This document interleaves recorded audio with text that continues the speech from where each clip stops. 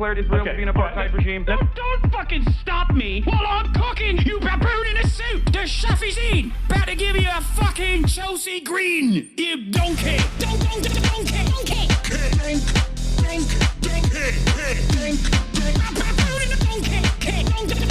Listen to what I'm saying, and you will understand, perhaps, what I'm trying to imply. Patronizing.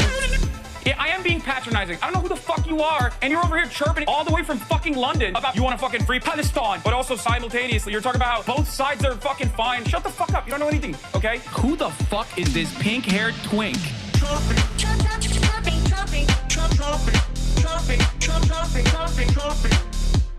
Dissolve the apartheid So what would you like to see happen, Hasan? Do you not understand the English language?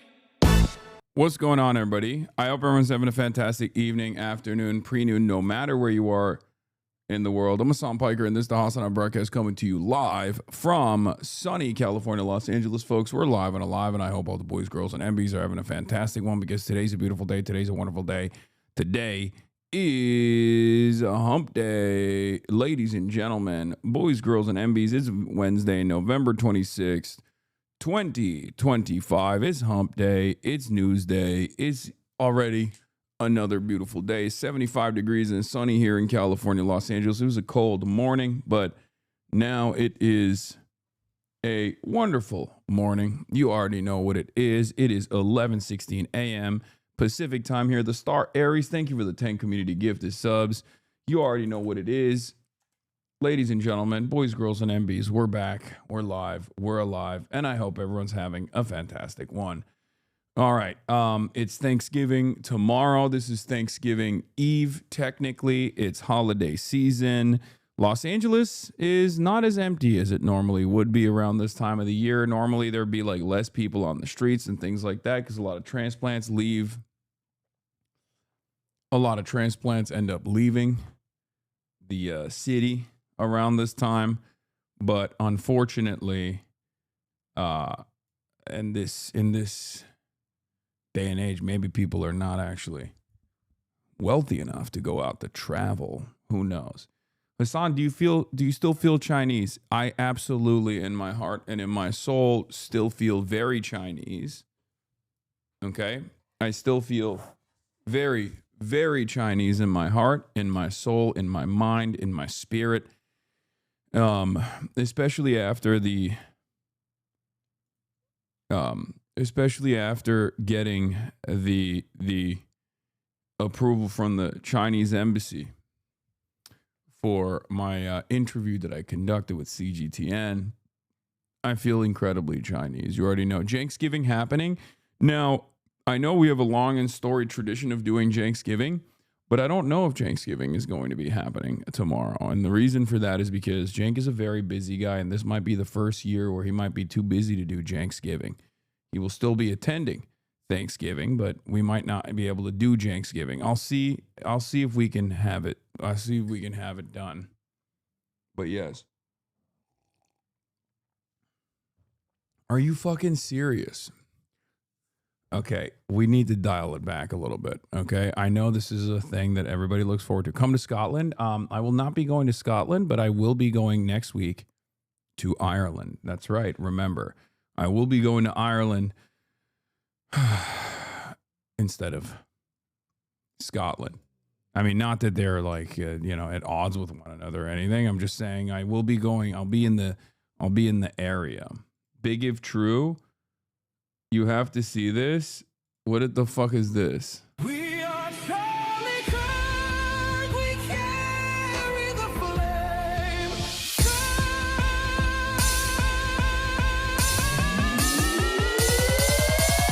When will you say yes to me? Tell me quando.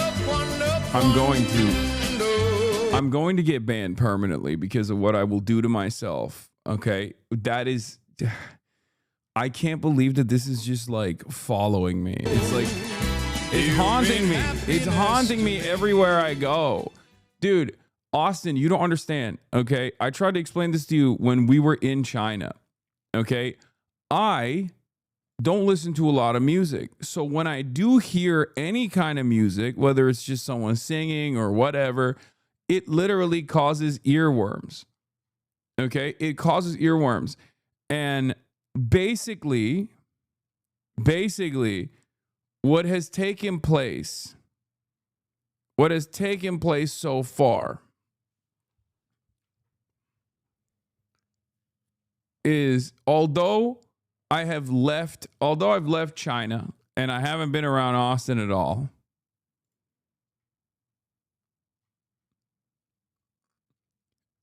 the Quando song has been stuck in my fucking mind nonstop.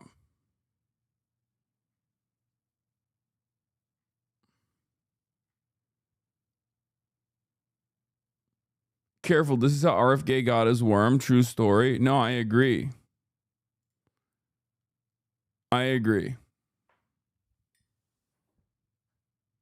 Anyway, it's just like it's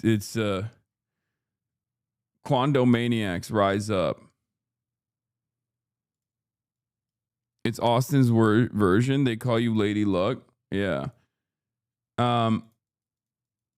What is this? I have an interesting bear fact for you. Bears have the highest brain to body ratio of any carnivore. In tests, they compare in intelligence to great apes. They have also been known to use tools to pass other metrics of high intelligence creatures. I know that already. They're goated. Bears are, I mean, I did not know that actually. I didn't know the science behind it. I just kind of felt it in my heart, if we're being real. What is this? It has gotten out of hand now. The Just a Prank bro guys have picked it up. Oh, the Charlie Kirkification. We'll cover that. We'll cover the Kirkification. I swear Zoran convinced Trump to replace Obamacare. National headlines. The clock is ticking for reality. I don't think that that's going to happen. Their new healthcare proposal is going to be ass. Okay, their new healthcare proposal is going to be absolute doo-doo. Let's be real. So, I missed yesterday, but assuming you commented on the Zoran discourse, yes. Okay, we're in a holding pattern. We're in a wait and see pattern. Okay, everybody needs to calm down. Everybody needs to chill out. This is the part of the broadcast where I tell you about my personal news. And last night I went to dinner with the fam. Okay, I went to dinner with the family last night, and for the record, I don't really have too much jet lag, with the exception of waking up at 3 a.m. to take a piss every night and then not being able to go to sleep until like 6 a.m. Having said that, however, I go to bed at like 10 p.m. or 11 p.m., reasonable hour. I wake up at 3 and I can't go back to sleep for a little bit, which makes no sense because it's like 7 p.m. China time. You know what I mean? Like, what the fuck? What time zone is my brain at? Because it's not even like Chinese time zone at this point. The jet lag has just cooked me in a very weird way where I go to sleep at a reasonable hour, but then I wake up at a very unreasonable hour only to go back to sleep. Check logs. No, I'm not going to check your logs. I thank you for the 5 gifted subs. I know that there's a massive fire that happened in Hong Kong. We'll cover that in a little bit. Okay. Let me just do my fucking personal news for a second, please. Okay. It's about light, my guy, but it doesn't make any sense. It's like, I check logs, guys. Welcome to getting old. Yeah, that's probably what it is. What did you do before you left? I would go to bed by 9, asleep by 10, wake up by 6. And it was perfect. And I want to try to get back to that. And I hopefully will be able to get back to that. But that's where I'm at. Your circadian rhythm is dumping cortisol at 3 a.m. instead of your normal wake up time as hormones? Maybe. Who knows?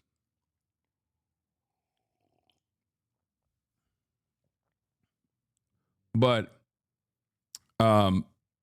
yeah, we got some news to cover. But yeah, I woke up this morning, went back to sleep, woke up again, lifted, did some legs for once. Okay. Time zones have nothing to do with it, boss. It's your circadian rhythm that's fucked. I agree. Where'd you get that shirt from? This shirt? I don't know. I don't remember. But you got Huberman's on speed dial now. Just text them. I should be hitting him up. Dispatch was peak last night. I agree. Gaming is back in a big way. Let's be real. It's a little awkward to mention, but since the...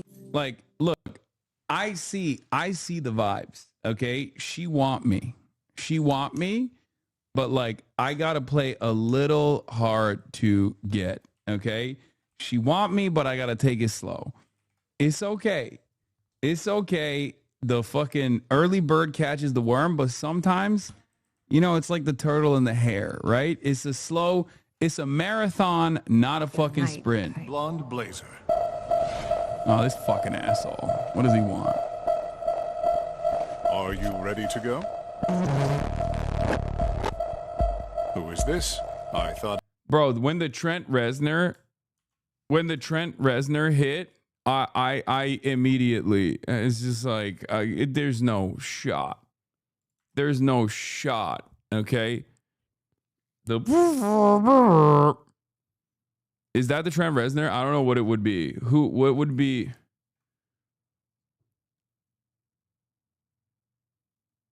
What would it be considered? I don't know. It's fucking bullshit. Omni-Man looking ass motherfucker, dude. They literally designed the character after you. Okay, I don't think that's the case, okay? Because guess what? I am a skinny, short guy. I'm Mecha Man, okay? Robert Robertson III. I'm not fucking this Omni-Man prototype, okay? That's not what's going on here. I cataloged all of your work companions. Robert, this is my boyfriend, and I'm a man. This is our new dispatcher I was telling you about. Robert? The third Robert Robertson, leader of the Phoenixes. Blonde Blazer told me about you. Really? Did she, say, I don't know, what came up in that talk? She said you're a capable, honorable man that truly cares for others. Why are you so small? Hey, come on. You gotta stop asking. Small? The way you spoke of him made him sound impressive. I only seek to understand. Small? How was his first day? Was his lack of size and strength an issue? No, he was great. Oh It was my great. God, It was bro. a great first day. That is phenomenal. We should celebrate. Blonde Blazer and I have reservations in Tokyo at a restaurant where the owner dreams of sushi. You should join us. Tokyo? I'm sure they could accommodate one more, especially a special occasion like this. Gotta get home to my dog. Actually, I gotta get home to my dog. He's very needy. Bro, are you fucking serious? Are you serious? Are you joking? Oh my God, incel arc. Oh no. Oh no. We have to kill Phenomenon Man, okay? We have to kill him. There is no shot. You got to crash out and die in that moment for your pride. It's crazy, bro. It's crazy. And then he picks my girlfriend up and flies her to Tokyo. And he's like, hey, you got to back away a little bit. Don't want your puny body to get fucking stunned by my afterburners. It is so fucked. Oh no, Mecha Man School Shooter Edition. What the fuck? Oh no, no, no. But she was throwing work my way. What did I wasn't misreading the chat. I wasn't misreading the signs. Okay. I was not misreading the signs. I know what I saw. You made yourself look soy as fuck. She hates him. You should have gone. No, she was telling me to decline the invite, bro. See, I'm reading the signs and many of you are not. Okay. I'm still invested. I'll be honest. I'm still invested. It's still gonna happen. Okay, it's gonna happen. You were too busy crashing out that you missed him saying the way she talked about you made you sound big and strong. No, I heard that. But I was too busy focusing on how little I looked in comparison to him. I also learned something about my fucking haters here as well. Chat was saying like, this is how your haters see you. And I kind of understand why my haters have such... I kind of understand why my haters have such vicious amounts of hatred for me. Like, what is this? The resemblance is uncanny. Hasan cucks himself. I get it. I do get it. I get it. I get it. I get it. Okay, you guys are right. My haters were right. I don't ever wish to make you feel the way I felt as Mega Man Robert Robertson III. You know what I mean? I was Robert Robertson III yesterday. And this Omni-Man archetype cooked my ass. I know what I felt. MAGA man. I went from Mecha Man to MAGA man, bro. I know what I felt. Oh my God. Chadvice this Saturday. Postponed permanently. 34-year-old man learns empathy. What do you mean? Learns empathy. Empathy for what? Why incels get fucking in their feelings? Dear Hasan, please accept my apologies. I was wrong. I hope you can forgive me. Good. Yeah, Hasan Piker apology form. Reason for behavior. The media convinced me there'd be no gaming. I didn't watch the previous gaming streams. I don't know ball. Mercury was in retrograde. I was jealous of Northern Lion viewers. I only looked at Hostwit memes. I will hereby respect Hasan Piker, and I will not talk down on the future first ballot Hall of Famer. Yes, it happened. It happened. Gaming did happen yesterday.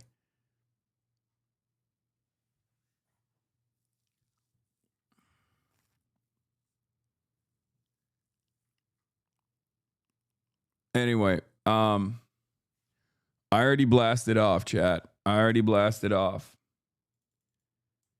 Arc Raiders when? Ellen wants to play Arc Raiders, but I'm on dispatch mode right now, so I told him I probably wouldn't do Arc Raiders today, but maybe on Friday.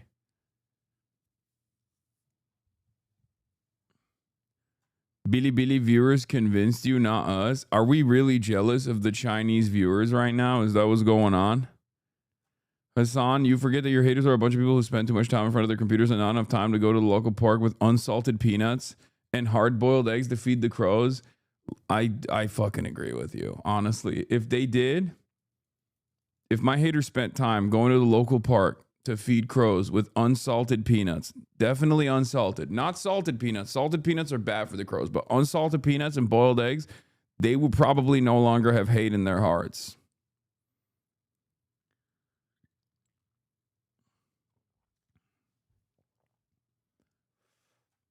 What about Metal Gear Solid with Will? Brother, Will is not even in the country right now. He's in Japan. He is directly on the opposite side of the planet currently. When he comes back, we'll set it up. My ex-girlfriend just called you a fascist? What does that even, like, what is, for what reason? I don't understand. People will be like, Hasan is a liberal. Okay? People will be like, Hasan is a fucking liberal. People will be like, Hasan is betraying the revolutionary cause. People will be like, I just don't understand how people operate like this. Her name is Kala Walsh. Okay, chill. Chill on that.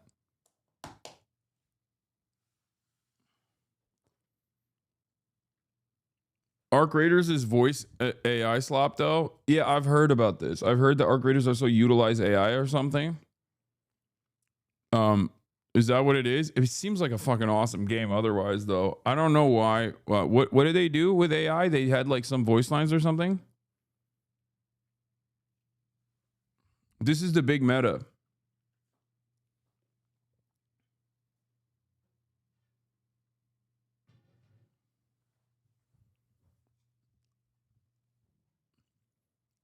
Made AI voice changers with consent of voice actors.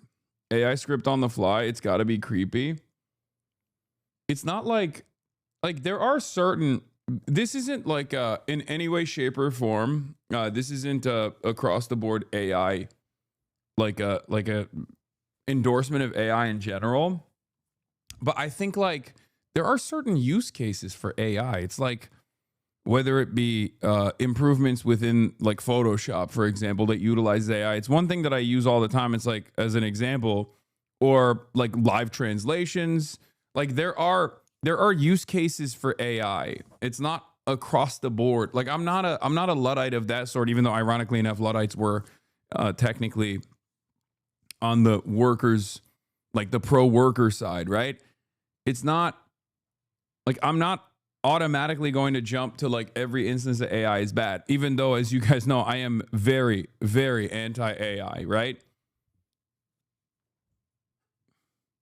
Like there's definitely use cases for AI in terms of taking away some of the lift from route tasks that are too time consuming. I'm more so worried about the cognitive offloading. I'm worried about the displacement of labor. But there are use cases, like solid use cases for reliable AI, solid use cases for decent uses for AI. Who isn't anti-AI at this point? I think there are a lot of people. There are a lot of people that route, like scrote, not route. Did I say root task? Rote task. Whatever. Like fucking annoying shit that you don't want to do that is time consuming. This is something that I have consistently talked about, even when I'm constantly ripping into AI. Opinion on people using it to make art, like digital paintings. I hate that shit.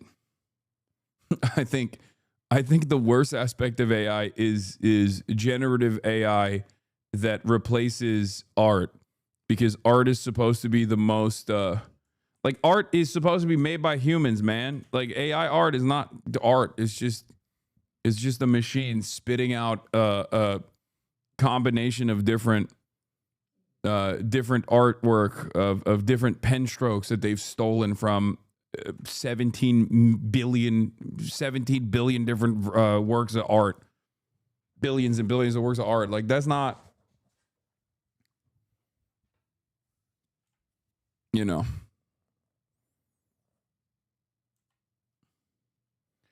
The environmental factor as well. Wisconsin citizens getting data centers banned from most of Wisconsin is cool by me. EA's generative AI evangelism now includes cover art AI tools were used to showcase the NHL 2026 edition. What is this?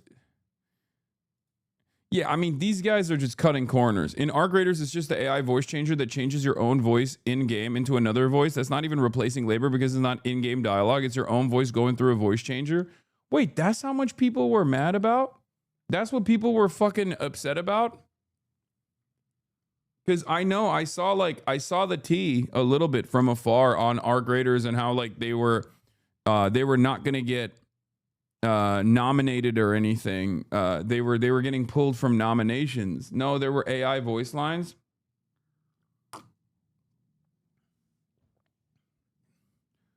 No, they use it for voice actors as well. Cutscenes have AI voice acting. There is AI voices for vendors, but it was a negotiated contract. I was literally just thinking about this while I was reading about the band sued recording Dogman Star. They spent the recording calling each other the C words, produced a hell of an album until AI. Wait, what? Okay, that seems crazy, but no, the characters and player voice lines have AI voice too. No, they do also have AI for items, shout calling, and NPCs, but I think the scenario still applies.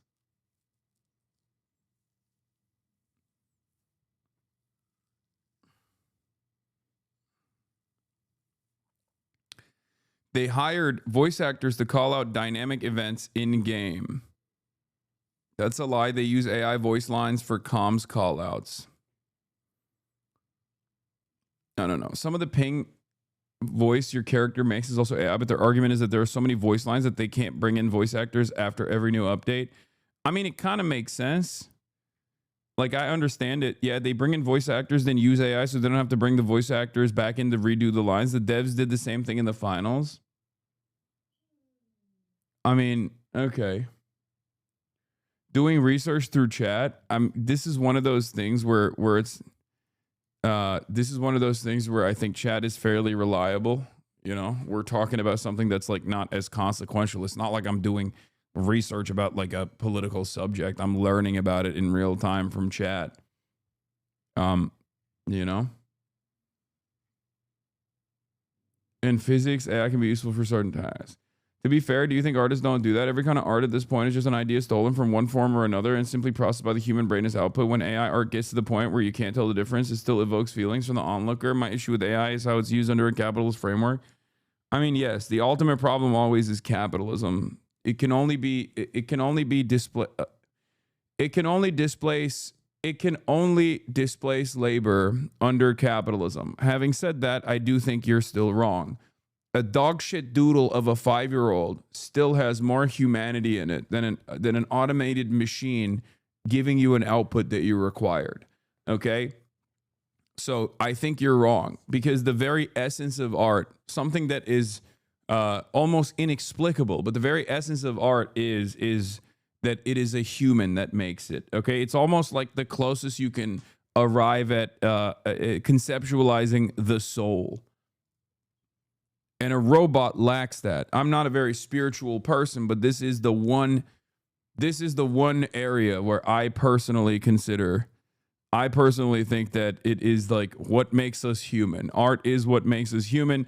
It's ironic because the soul isn't real, brother. Okay, don't get all fucking annoying atheist Andy, okay, with me. I'm just saying that although I'm not a spiritual person and am not like committed to the concept of a soul, I'm just saying there are still inexplicable things about humanity that even science has not been able to address, and what makes us human beings, or what I am conceptualizing as the soul, is best reflected in fucking art.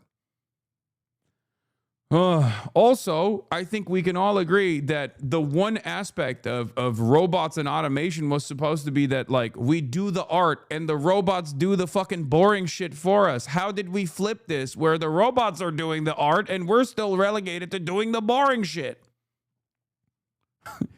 What the fuck?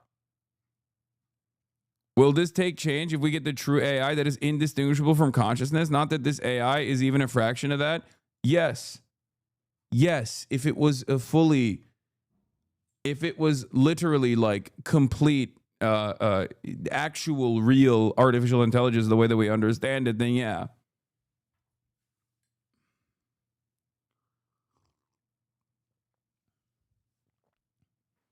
You should do one stream with emote only chat so we can see how much of your anger is because of your dumbass shatters, Hasan. I mean, you already know that. That's like called me. That's called me on a podcast, or me speaking at an event where I don't have immediate feedback from the most aggressive chatters of all time.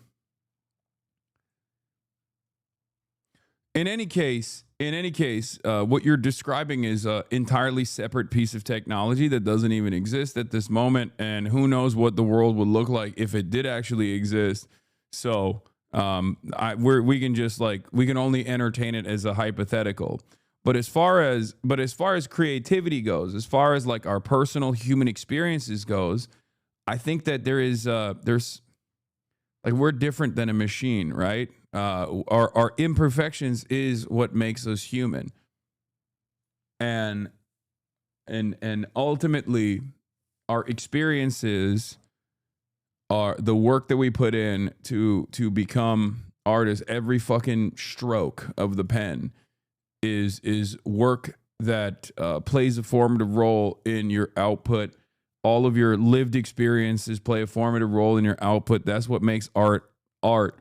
And the machine replacing this is not like, I don't know what it is, but AI is becoming indistinguishable from, generative AI in some respects is becoming harder and harder to fucking figure out.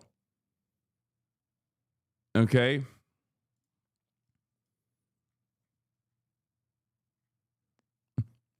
Stop being utopian. Art is whatever you think is art. Tackle AI from a materialist perspective. Hasan, do you think dialectical materialism is just vibes? Art is whatever you say is art, even if it's soulless. Art is a superstructural construct. It is whatever you want it to be. Tackle it from a materialist perspective. Labor, capital, enclosure, not the spiritual angle. Come on, dog. I think it's fine to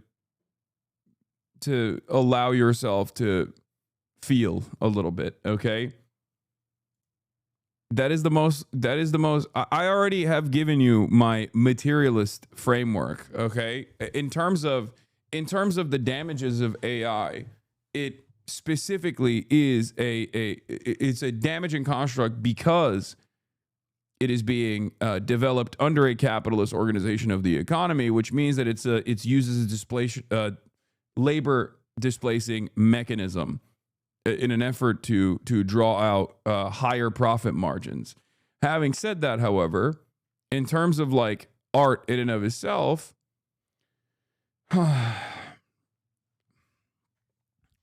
like what makes art or what makes the things that you look at, yes, it is subjective. One argument is art is whatever makes you feel things. Okay, well, AI art makes me feel nothing, or it makes me angry. Okay, and I guess in that respect, it is technically still art. I'm not going to relitigate the whole like modern art is not real art because it's so stupid. Somebody put a ham sandwich to do critique of how silly modern art is. Someone made a ham sandwich and snuck it into a modern art gallery and put it on the wall, and everyone thought, wow, this is brilliant. Ironically enough, that in and of itself is also performance art in some ways. Okay, that person, without realizing, did critique of modern art and simultaneously engaged in art. But again, that person itself was a human being that put thought and effort and the initiative into this critique.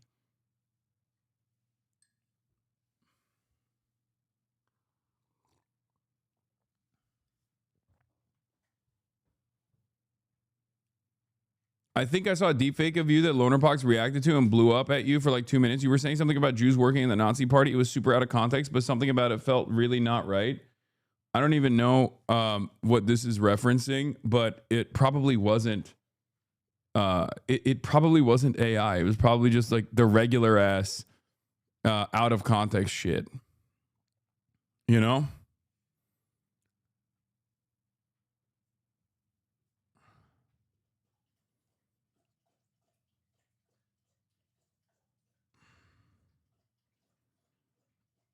Also, who cares? We literally learn to draw before we can talk. If anyone thinks art is anything other than an intrinsic language we all use to express ourselves, then I am sorry, grow up. Being a purely logical, I have no feelings. Andy is unproductive as being a sycophant. Not going to hear arguments about art from a community that watches loner box clips. Sorry, chatters. Yeah. I remember you saying that. It was out of context. Of course. Also, there were Jewish people working within the administrative structure of the Nazi party. What the fuck? Are people just like literally engaging in revisionist history now in an effort to get some dunks on me or something? Like, what the fuck? That did happen. What?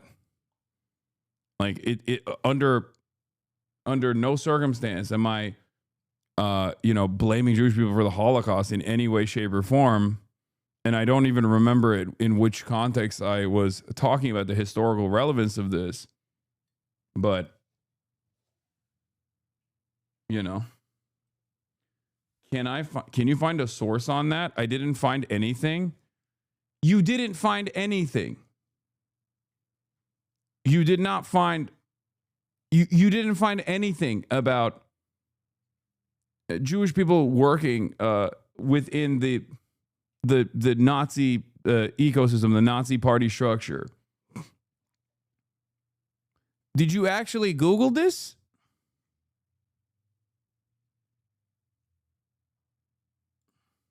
Here's the clip. It was from your interview with the matter. I mean, why are you showing me these fucking losers, brother? Just give me the OG clip. Who gives a fuck about what these guys have to say? I'm kind of sad about the fact that the Majority Report is still so platinum pilled that there's new documentation about him having lied about not knowing his tattoo meant that they're actively not interested in.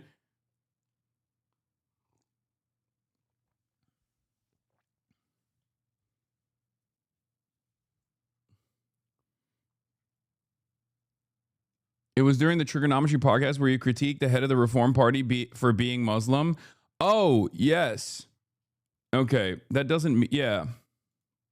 Also, this is literally the first thing that comes up when you Google it. Jewish collaboration within Nazi Germany. It's also the Zionist favorite fucking line of defense against anti-Zionist Jews is they literally consistently call anti-Zionist Jews capos. Okay? Now, obviously, capos are not directly within the party ecosystem. Having said that,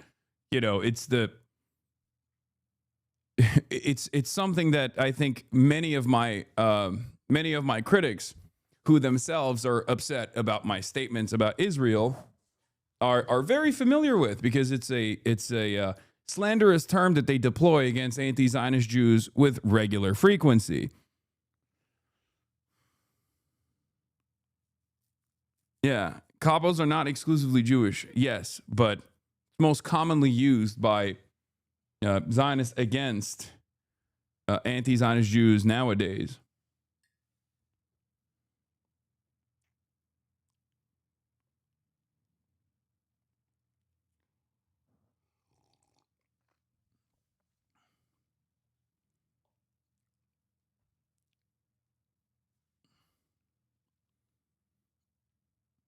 Anyway.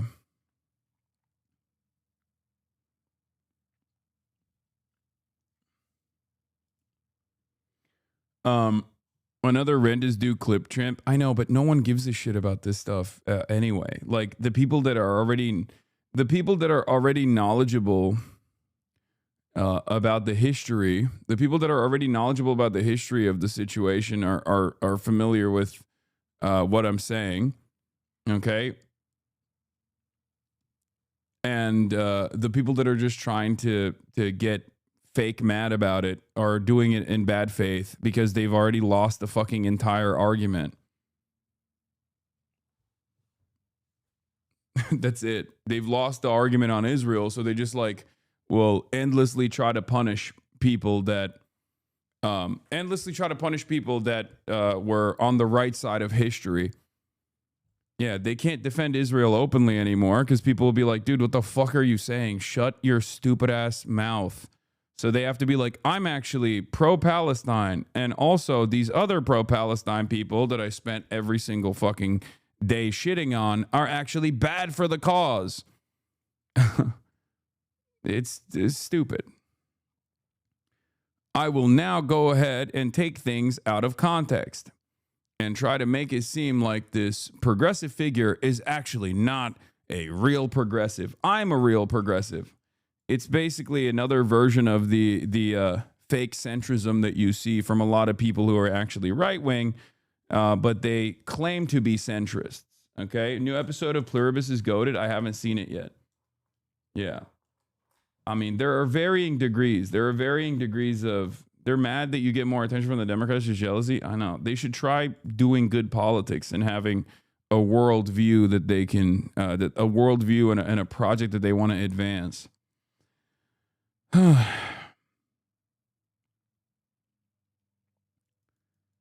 Half the time it's not even out of context, it's just people being absolute dumbasses. Yeah.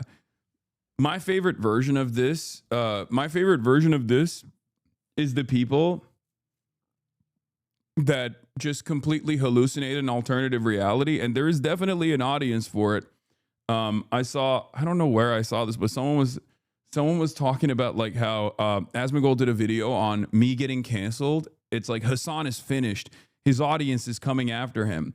And apparently it was because I was like, I don't know what the fuck this is, but apparently it was because my audience was canceling me because of traditional Chinese medicine, and also because the horse racing, which is really funny because like I think there was one comment that we just like kind of laughed at, and that was it. But I guess that was enough for them to like clip that, to be like, this is a real significant concern. He's finished. He's done. He is fucking done. He is so done. His community is leaving him in droves. They've realized that he is a fake socialist. Were we pro or anti horse racing?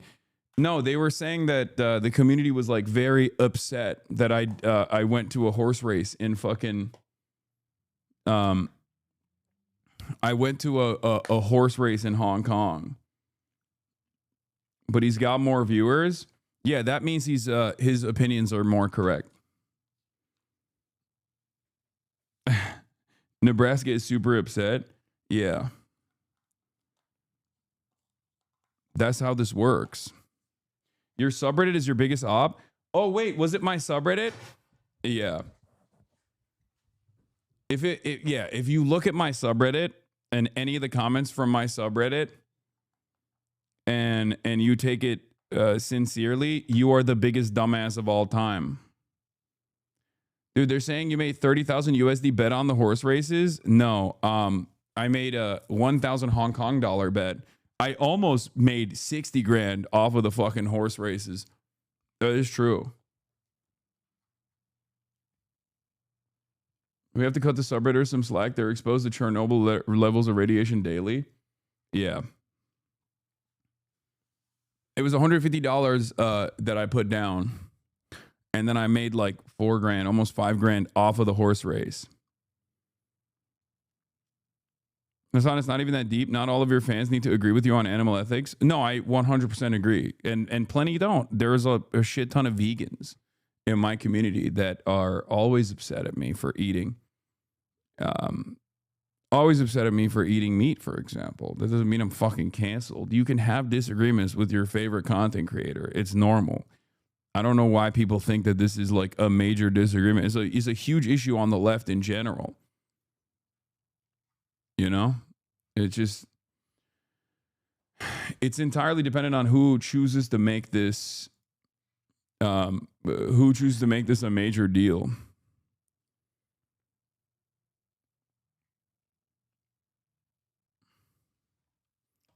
Yeah, there was also the people who were like, socialism.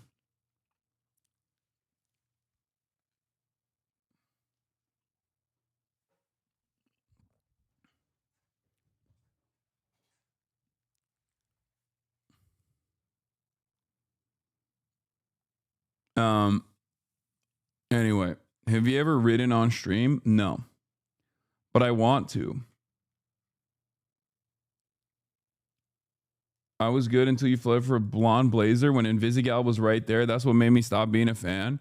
Okay, well, I will not be taking this disrespect. I will not be taking this disrespect. I think I did the right move.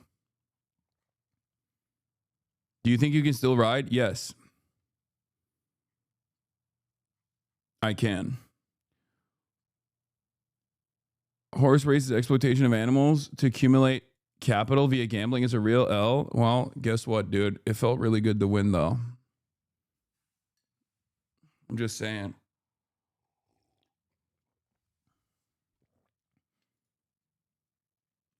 The fact that you called Waterboy a fucking loser was enough for me to burn all my mom's Hasan merch.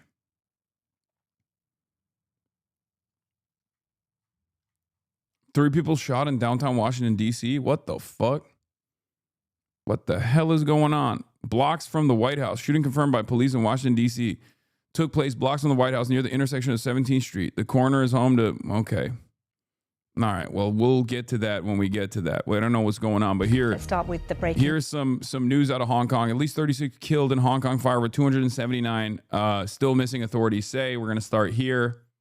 Some of the chatters are so fucking psycho ever since the China trip. I know. There are... well... Every new thing I do, I pick up. Every new thing I do, I pick up a new variant of hater, right? Like there's people who are like, I really like Hasan, but I fucking hate China. And now I'm hearing about, him liking China. And that's really fucked up, right? Or there were plenty of October 7 leavers and stuff. This is going to be the story of the day. Yeah, every new thing that I do, there's going to be some fucking haters. And there are always going to be some people who just like cannot come to terms with it. It is what it is. People will be like, I actually really like this guy, but but this is a bridge too far, and now I'm his number one op, right? Hate is such a strong word. I mean, yeah, but there's a lot of people.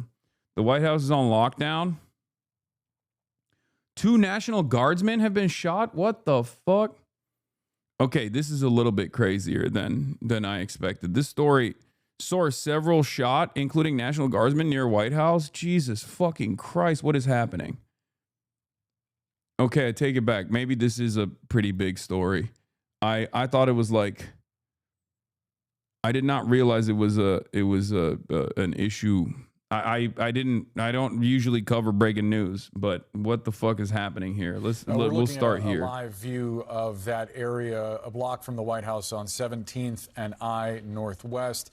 You see from the other angle we showed a moment ago where police were unfolding yellow tape, you could see I'm going back to China, bro. Eisenhower Executive Office building, which is right next to the White House. And Chief, this is typically an area that is very busy, not only with folks who work there, but also with tourists. Given that it is a holiday week, you imagine that there are a lot of folks that are visiting D.C. Can you talk specifically about that area near the White House grounds and what it is like from a security perspective? Well, I mean, it's quiet as far as crime goes. I mean, it is crowded. You have a lot of people that come down to this part of D.C. Obviously, that looks like 17th Street, that one shot that we were looking at there. But yeah, it's just a very busy area. But as far as crime goes, you might have a shoplift or a theft or something like that. And even that doesn't occur with any kind of regularity. DC police says suspect in custody. Because you have so many police departments in the city, and because you're so close to the White House, the patrol footprint is going to overlap with a lot of different agencies in that particular area. Secret Service, DC Police, even Metro Transit. There's not if my memory serves me correct, there's a Metro stop not too far from there as well. So there'll be a lot of agencies that are in that area just on a regular basis, not for any particular reason, just on a regular basis.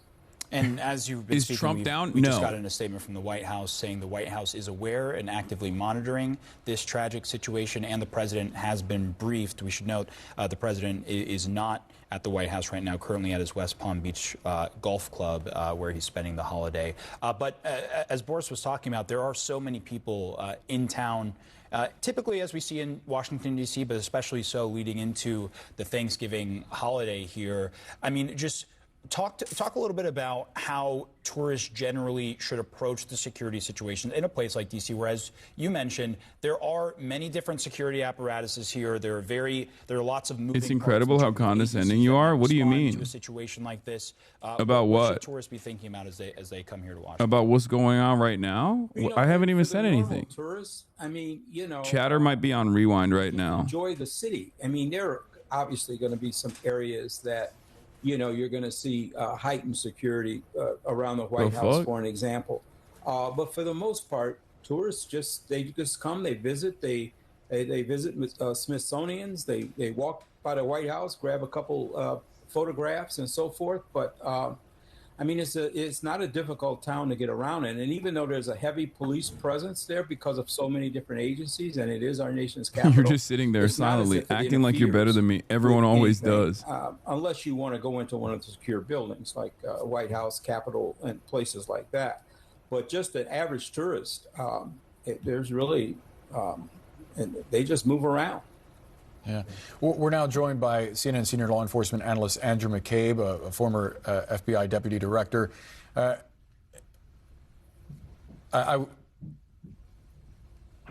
Andy, we are just learning from our producer that the scene has been secured. This is 17th and I, one block from the White House. There is a suspect currently in custody.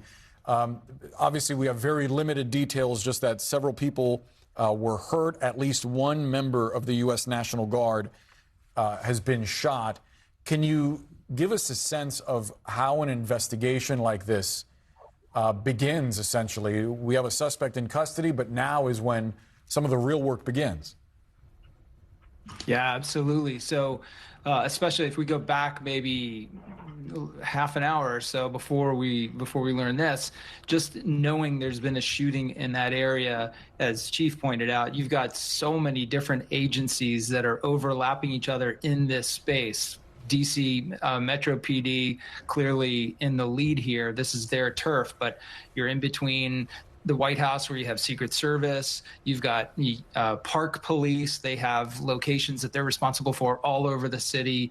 You've got the other federal agencies like the FBI. So there's the capability of a massive response. And usually I've seen it in responding to many situations in DC. You get an over response. People, officers on the street self-deploy to the area around the spot because they want to be helpful and they want that they want to be able to kind of see what they can, see what they can accomplish.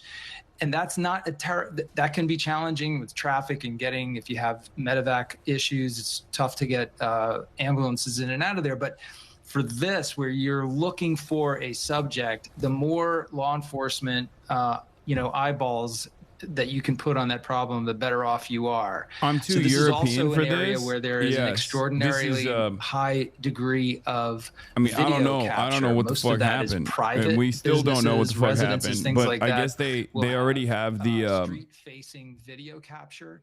And so one of the first things Secretary Noam says, please join me in praying for the 2 National Guardsmen who were just shot moments ago in Washington, D.C.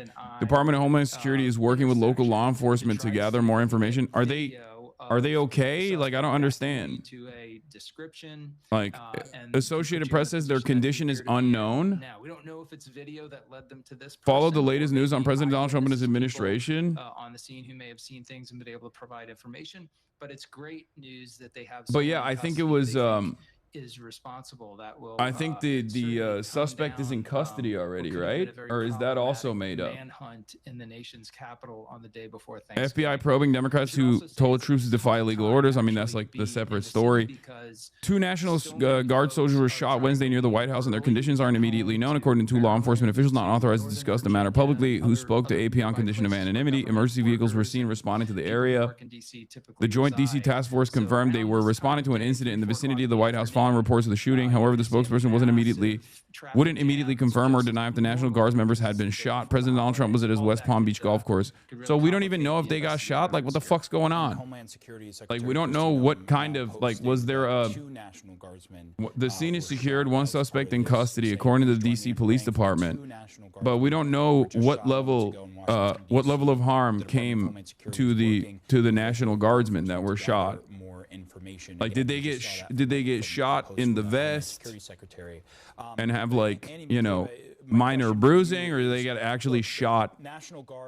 There's a photo on Twitter. To Washington D.C. as part of the president's push here, but also Kash Patel's looking into it. Oh god, oh brother, we're so fucking cooked. Typically be outside the White House in a spot like this, again, a block from the White House. Is this the event? Is this the area, triggering event for martial law? I don't know. Guardsmen, but obviously you would have police officers. Just what would one is shot in the head? There's pigs. Wait, what? Omar, typically it's a super crowded area of the city.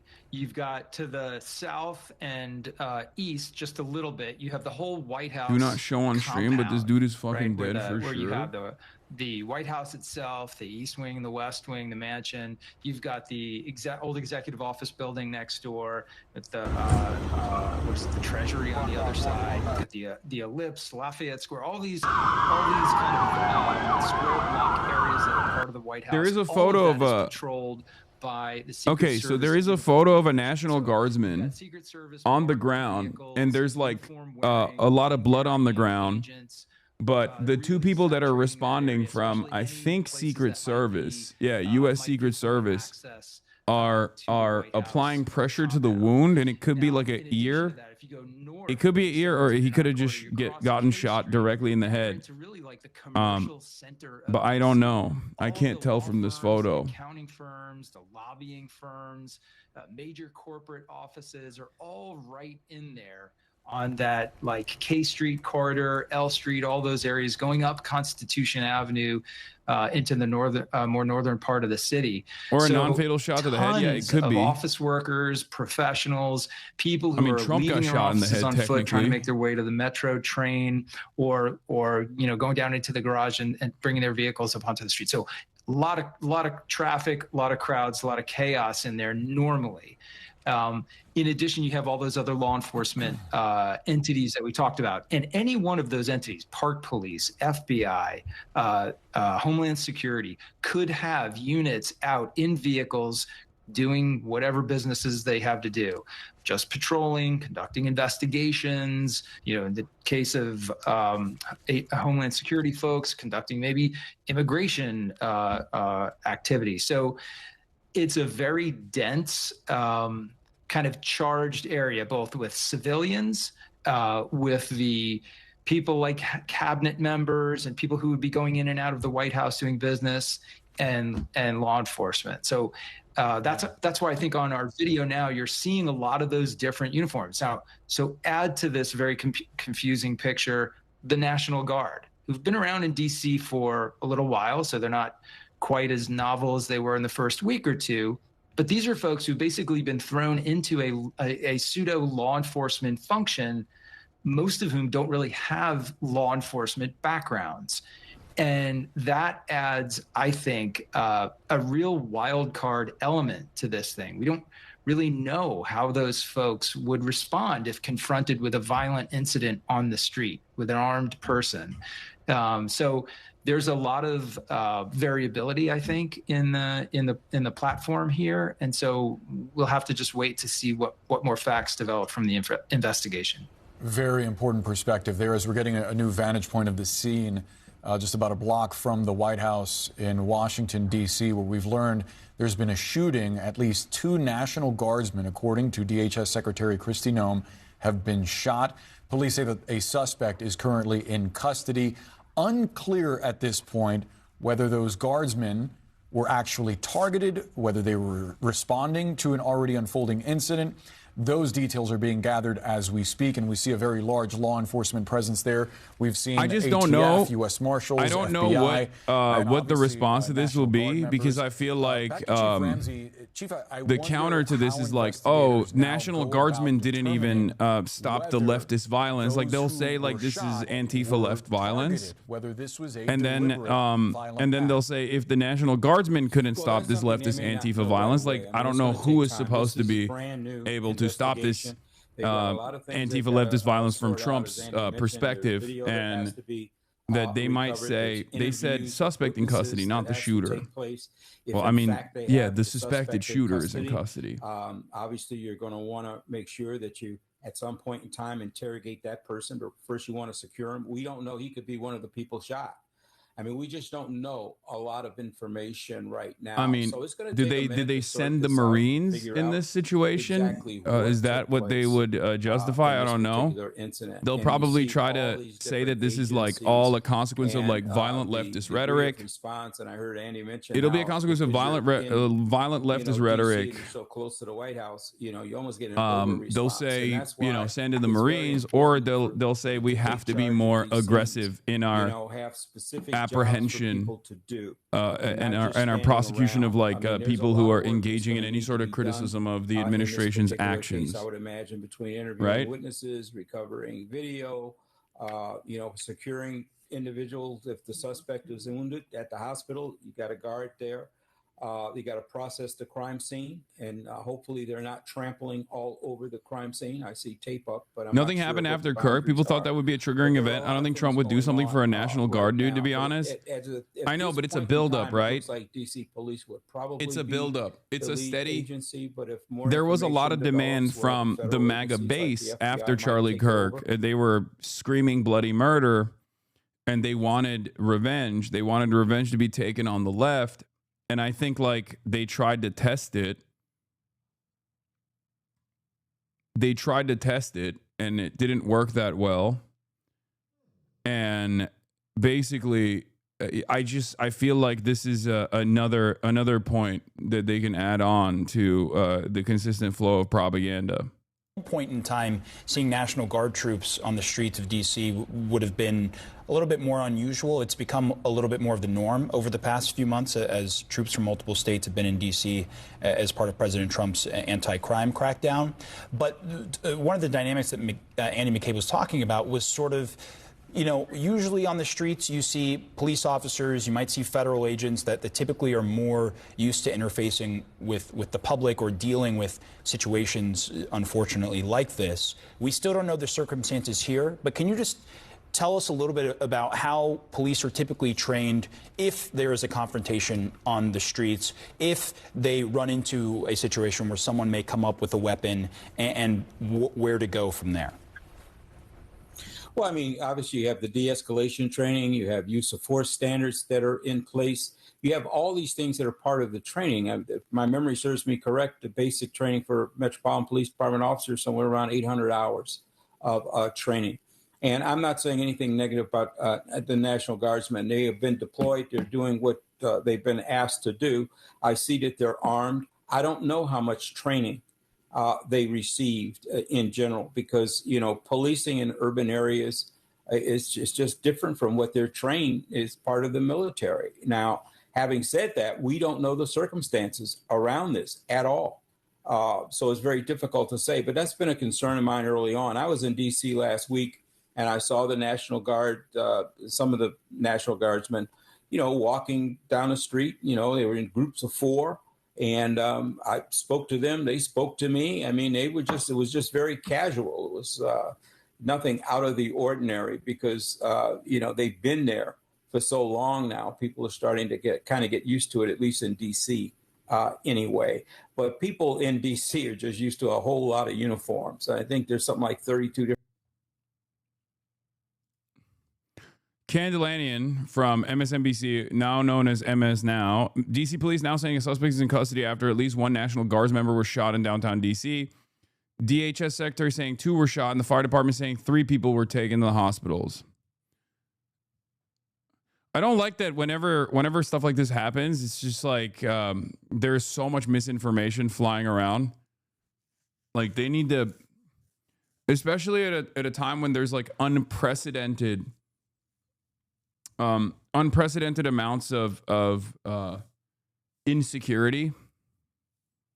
Like, there's not a lot of credibility for the administration or any of its organs.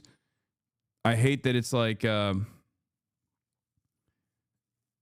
I hate that there is this like misinformation flinging around. You should steal Clandis's move and blame Israel. I'm not going to do that. That's not what I do.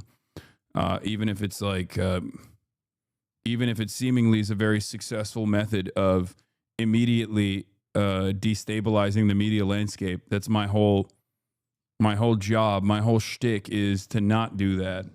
Is to specifically not do that. Here's some details from ABC News. Let's take a look. 2 National Guardsmen shot near the White House. I mean, literally, you are, what, 2 to 3 blocks away from where we are here at our ABC News Bureau. We can see all the rescue crews, the police behind you. Tell us everything you know. That's right, Kira. And as we ran to this scene, we could see National Guardsmen running here as well. You can see some of them set up here behind me. It is a chaotic scene. We just watched what appeared to be one of those 2 wounded National Guardsmen loaded into an ambulance that just sped off with a police escort. The scene seems to be concentrated, and it's difficult to see through these vehicles, but it seems to be concentrated inside the metro station. So if you look at that fire truck, on the other end of that fire truck is the entrance to the Farragut West metro station. It's often where National Guardsmen stage here in Washington, D.C. as they patrol the metro stations and attempt to keep them safe. And I can tell you, maybe just about an hour ago, Kira, I actually emerged from that metro station and I saw 2 National Guardsmen standing there. There were some others in and around the station. We do not know who was wounded, but we can report, according to 2 sources, that 2 uniformed military personnel were wounded, and sources tell us that the suspect here was also loaded into an ambulance. And it has since somewhat calmed here, although it is chaotic. But I can tell you, just mere minutes ago, Kira, we watched as EMS sprinted up here toward the metro station as tactical units with what appeared to be the Secret Service, because we're only a block away from the White House, also staged here, D.C. Metro Police as well. Obviously, we are very... You predicted the MAGA response. Just a few days ago, Sikh Democrats claimed President Trump was issuing... I mean, these guys are so obviously, like... They're so obviously fucking grifting. We don't know any of the details of this incident, and MAGA Twitter has already started blaming Democrats for telling the military to not follow unlawful orders, which is the law. You know, it's just so fucking, it's crazy.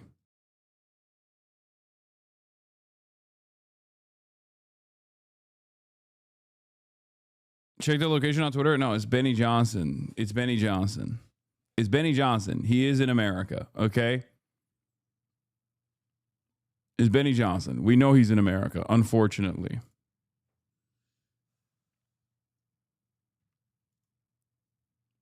Overseas MAGA or domestic MAGA? No, it's Benny Johnson. It's domestic. He's one of our own. He's homegrown. We will continue to get more information and bring it to you, but a tragic and a chaotic scene here. Although technically you could say he's a foreign agent because he does get a Russian paycheck. Like that's not even a suspicion. That is quite literally that is real. Benny Johnson is a foreign agent. He has gotten money from the Russian government specifically to do anti-Ukraine, pro-Russia propaganda. That is not a meme. That is not a joke. That is real. That is the Tenet media controversy that took place. Air travel has been grounded around D.C. Jesus Christ. Okay, I mean,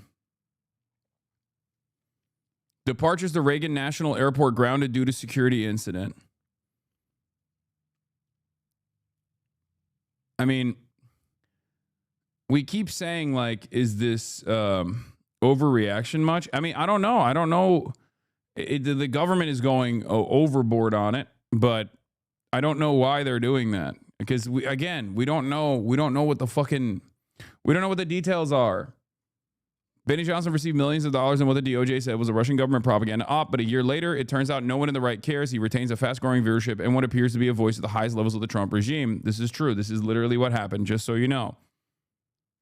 He did get money from Tenet Media, from the Russian government directly to do pro-Russian commentary. Libs of TikTok has already moved on.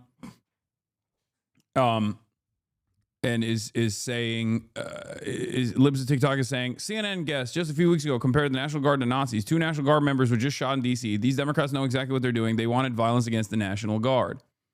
Some MAGA accounts spreading a picture of a naked suspect being handcuffed looks like an Arab Muslim. Whenever this stuff happens, whenever stuff like this happens nowadays, it's just like instantly, instead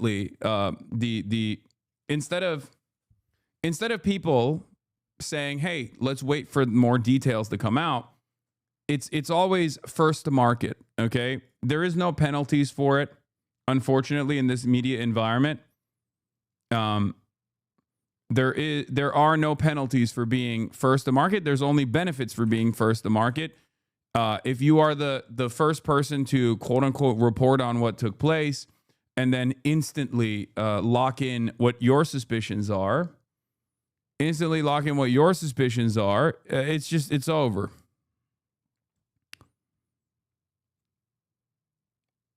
Like, look, bro, can you summarize this shit one a day instead of posting this shit every hour? You literally didn't say anything useful again. I get farming, but this is pathetic. Define unlawful. The dots do connect, though. Words have consequences.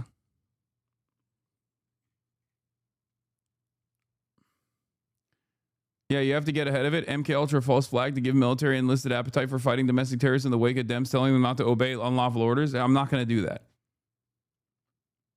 I'm not going to do that. Okay? That's crazy. Yeah, Tim Pool, my sources say Charlie Kirk is stable is another example of this. Aftermath of the shooting in downtown D.C., guardsmen and multiple people reportedly shot, and maybe others. Video passed along from someone nearby. Here, let me scan this real quick. See if there's anything crazy in this video. I guess you can... Oh, you just see an arrest being made. But you can't really tell...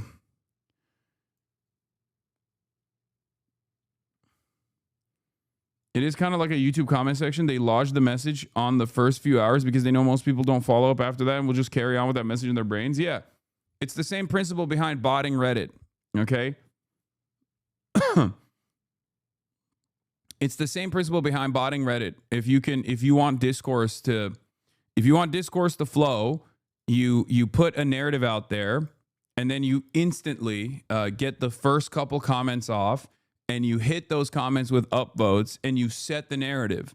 And then once you set the narrative, it requires a tremendous amount of undertaking to actually anchoring bias is correct. Exactly. Once you literally create the bias narrative, even if it is completely backed up with misinformation, By the way, I don't know what happened. Okay, I'm not going to sit here and act as though I know exactly what the motives of the suspect is. We don't even know if they got the actual suspect, the actual shooter. Okay, but basically, this is exactly how the right operates. In the aftermath of every single shooting, and there are a lot of them in the United States of America, the right will automatically go, this is transgender, this is Antifa, this is the radical left, this is the radical Democrats, right? And they will try to set a narrative. And once additional information comes out that oftentimes will directly contradict that evidence, they'll just move on. They'll either double down because there's no penalties, or they'll just move on to the next story, right? And there is basically nothing.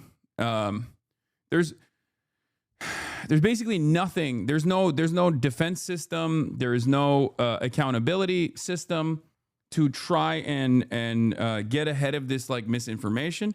And even in this situation, I'm not even saying that this might not be correct. This might not be I'm not even saying that this isn't one of the few instances where this is like a radical, Democrat or whatever, right? I'm not saying that at all. It could be, but we don't have any evidence for it. And they're just going along with this just like they do every single time. Every single time. Okay? We just simply do not know. We don't know anything yet, right? We don't know what the condition of we don't know the condition of the shooter. We don't know the condition of the National Guardsman. Like, we're trying to piece together details and try to figure out exactly what took place.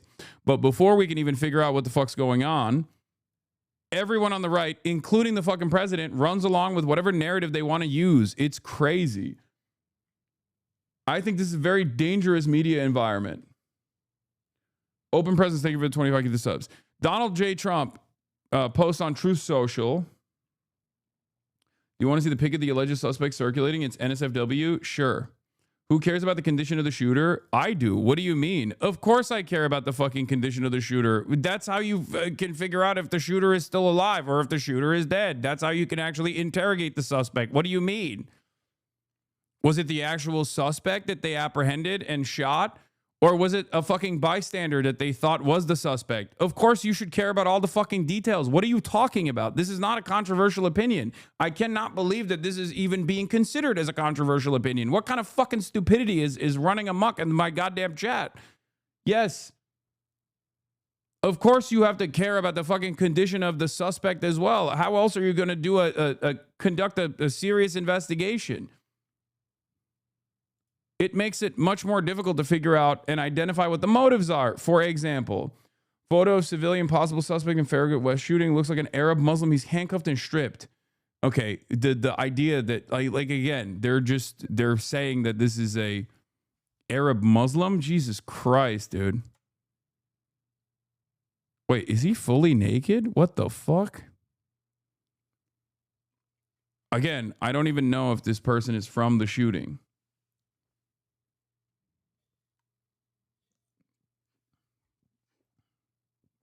This account claims they took the photo. Source of this picture. If it was a suspect, you really think there would be no police or Secret Service agents surrounding him? Just DCFD? Clearly looks like a person that is being restrained, possibly due to mental health. Probably not even from today or related. It's real. Taken directly from above the scene. Yeah, I don't know. I can't trust random anonymous Twitter accounts. It could very well be true, but again, I'm going to maintain my healthy skepticism on who on any of this information until it's coming from a reliable news outlet. And even reliable news outlets can sometimes be a little bit unreliable. All right, the animal that shot the two National Guardsmen, with both being critically wounded and now in two separate hospitals, is also severely wounded. But regardless, we'll pay a very steep price. God bless our great National Guard and all of our military and law enforcement. These are truly great people. I, as the President of the United States, and everyone associated with the office of the presidency, am with you.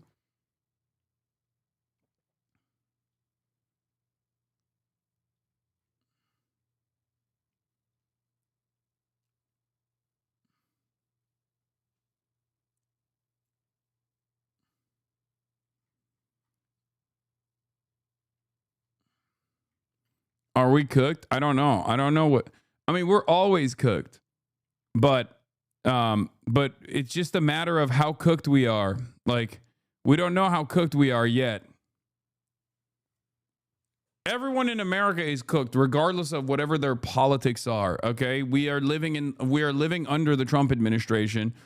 People are cooked because they can't afford things. People are cooked in general. People are cooked because the administration is incompetent. People are cooked because there's an incredible amount of destabilizing misinformation in the current media landscape. We're already fucking cooked, regardless of this shooting. We were cooked yesterday, and we're going to be cooked tomorrow. It's entirely dependent on the details of the shooting and how the administration moves after the shooting. That will determine how cooked we are. We might be deep fried, or we might be,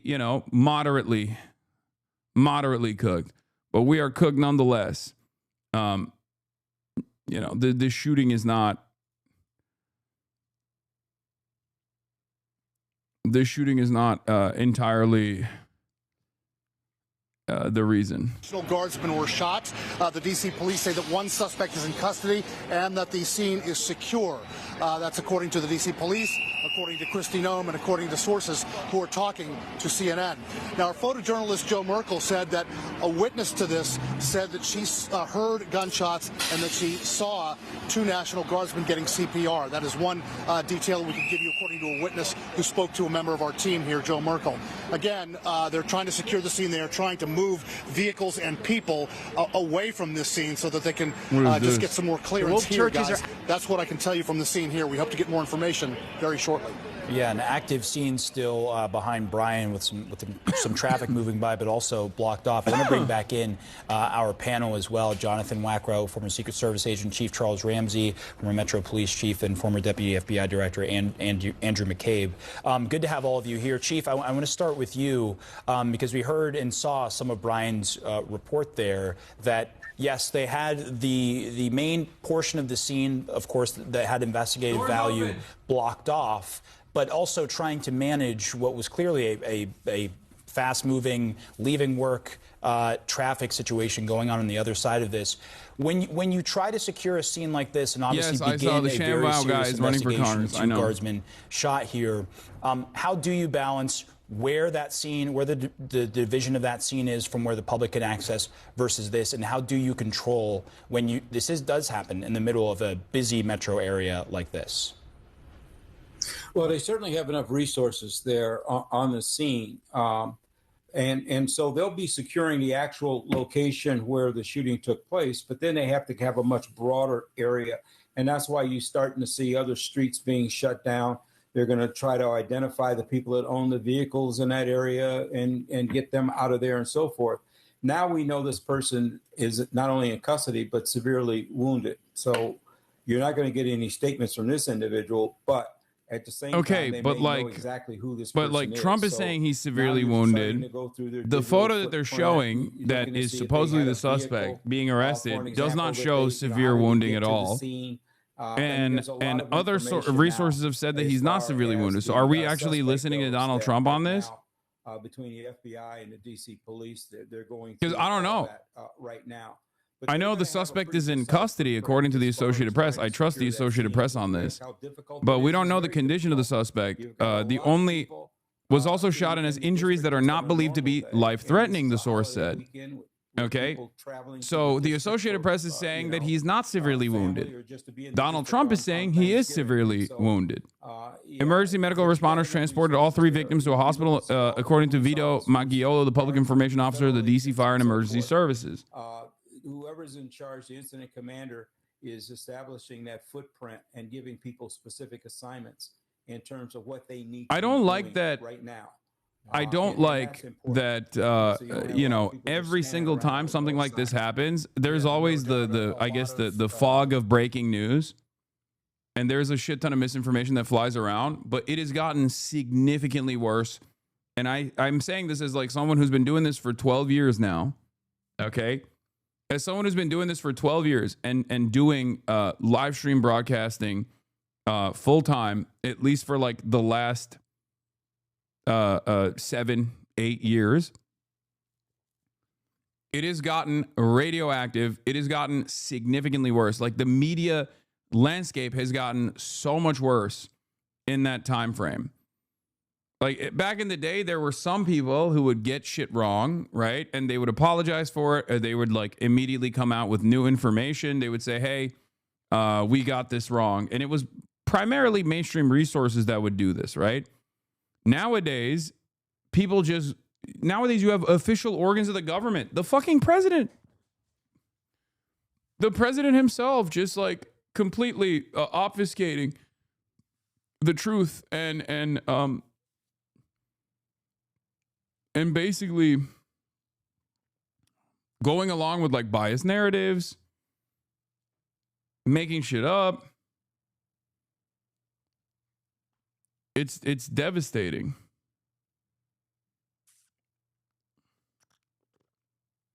Do you think it's because of the rise of independent media like TikTok, so it was a rush to market to compete with that? I think there is definitely that definitely plays a role in this. That 100% plays a role in this. But the irony, of course, is that for people like myself, for people who are also capable of critical thinking and media literacy, this is when mainstream resources are more important than ever before. Because I would much rather go to a place where I know has credible, reliable information than be the first to get information that is false. I would rather the mainstream outlets wait for more information to come out instead of rushing to control the narrative, for example. And to their credit, you're glorifying a past that never existed. No, that's not true. That's not true. I think with the way that information disseminated in the past, because it was so heavily, tightly controlled in the hands of like a select few, were there moments, were there opportunities for the mainstream to like drive home whatever kind of narrative they wanted? Absolutely. Having said that, in terms of breaking news and information that came out during events like this, the overwhelming prevailing narrative was never whatever some random dipshit made. And yes, if you're talking about foreign policy, that's entirely different. We're talking about domestic breaking news incidents. Okay? What you are describing is something that I'm also very familiar with, something that I talk about quite a bit in terms of creating a unified message on foreign policy that aligns with the State Department goals. The mainstream media has historically always been on board and has always actually misinformed the public in an effort to basically galvanize the public. Dispatch Dev here, so cool to see you play the game. It's fucking amazing. I love it. It feels like a game that was made specifically for me. I know it's not, but it's so perfect for me and this community. Anyway.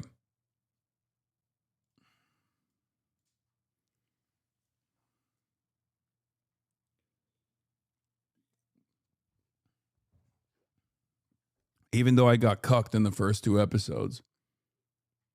But hopefully we're going to turn it around today. Anyway, I genuinely do not believe that we've ever had. I genuinely don't believe that we've ever had this level of misinformation on domestic incidents and this much misinformation being flung around. There was a punishment. There was also a self-sustaining ecosystem, even in like 2016 or whatever, when right-wingers would come out and say fake shit. There were other right-wingers that would go, okay, well, I don't want to be misinformed. There is definitely something that has changed in the mindset of the collective where people would rather be misinformed in a biased fashion than to know what the truth is now. Like, I think our collective consciousness has shifted. It's no longer relegated to like the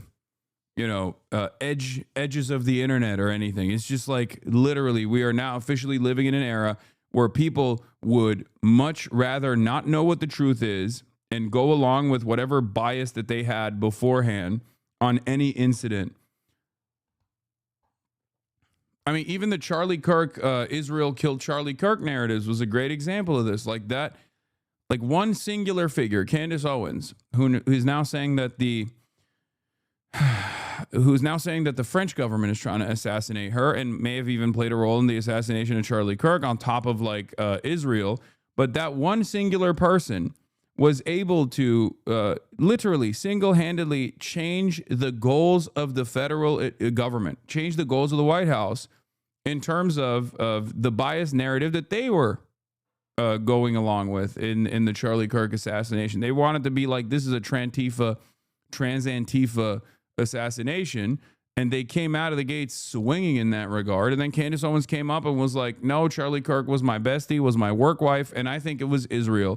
And that threw a wrench in the plans of the government. It's crazy.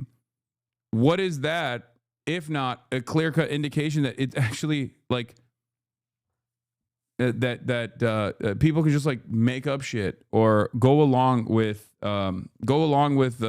unreliable narratives that as long as like enough people are committed to believing,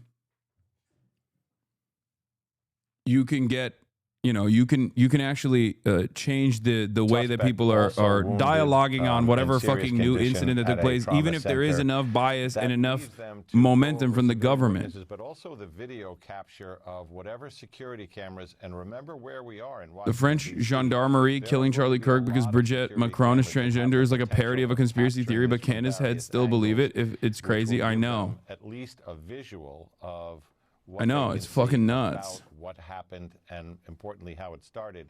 One of the great disadvantages here is this is not your typical police-involved shooting where it was put over the radio as it was happening. Director, FBI Director Cash Patel on scene after the shooting of 2 National Guardsmen. I mean, he's going to fuck this up, and I'm telling you right now, not only is he going to fuck this up, and that's a given, but not only is he going to fuck this up, but also when he fucks this up, it's going to turn into he's going to get fired after he fucks this up. That's what I'm calling, okay? Because especially the private jet stuff for his girlfriend was, I think, seemingly enough, or maybe a bridge too far for even the administration, even the Trump administration. That there was enough like there was a lot of criticism of Cash Patel in the aftermath of the Charlie Kirk stuff, and then it reached a boiling point with the private jet incident and his incompetence and his endless need to be in front of the camera and reveal far too much information about like ongoing investigations that end up creating an environment for defense attorneys to yell about prosecutorial bias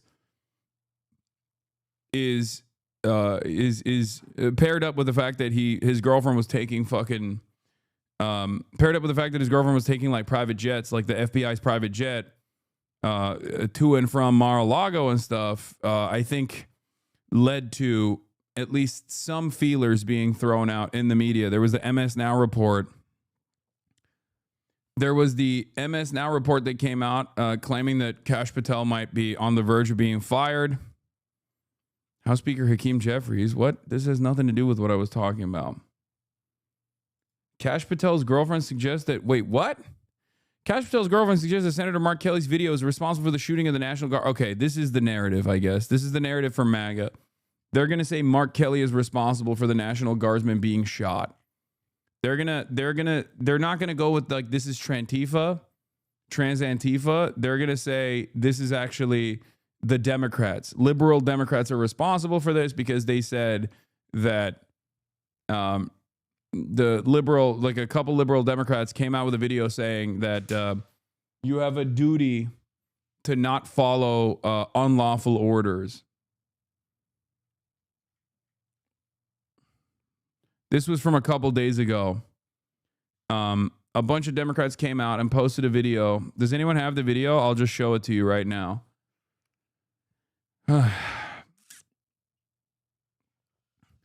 It's fucking crazy because like there are different routes that they can go with. and this is one of them, and they are predictably choosing the dumbest one, I think.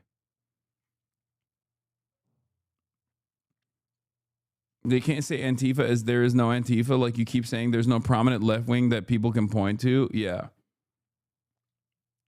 Trump backs Kash Patel after report that he considered. Here was the Kash Patel saga. Trump said he backs Kash Patel after there was a report that a report came out that said that he was considering ousting the FBI director. But reports like that don't get floated around unless there is already discontent. Okay. This kind of information only comes out because there are some people in those rooms that are sending this information to the media. Okay. It's usually you feed it, you quote unquote leak it, so you test out whether or not like how the public will respond to it. Trump comes out and says it's fake news. It doesn't really matter. A couple weeks later, you'll see whether or not it was fake news or not. Okay.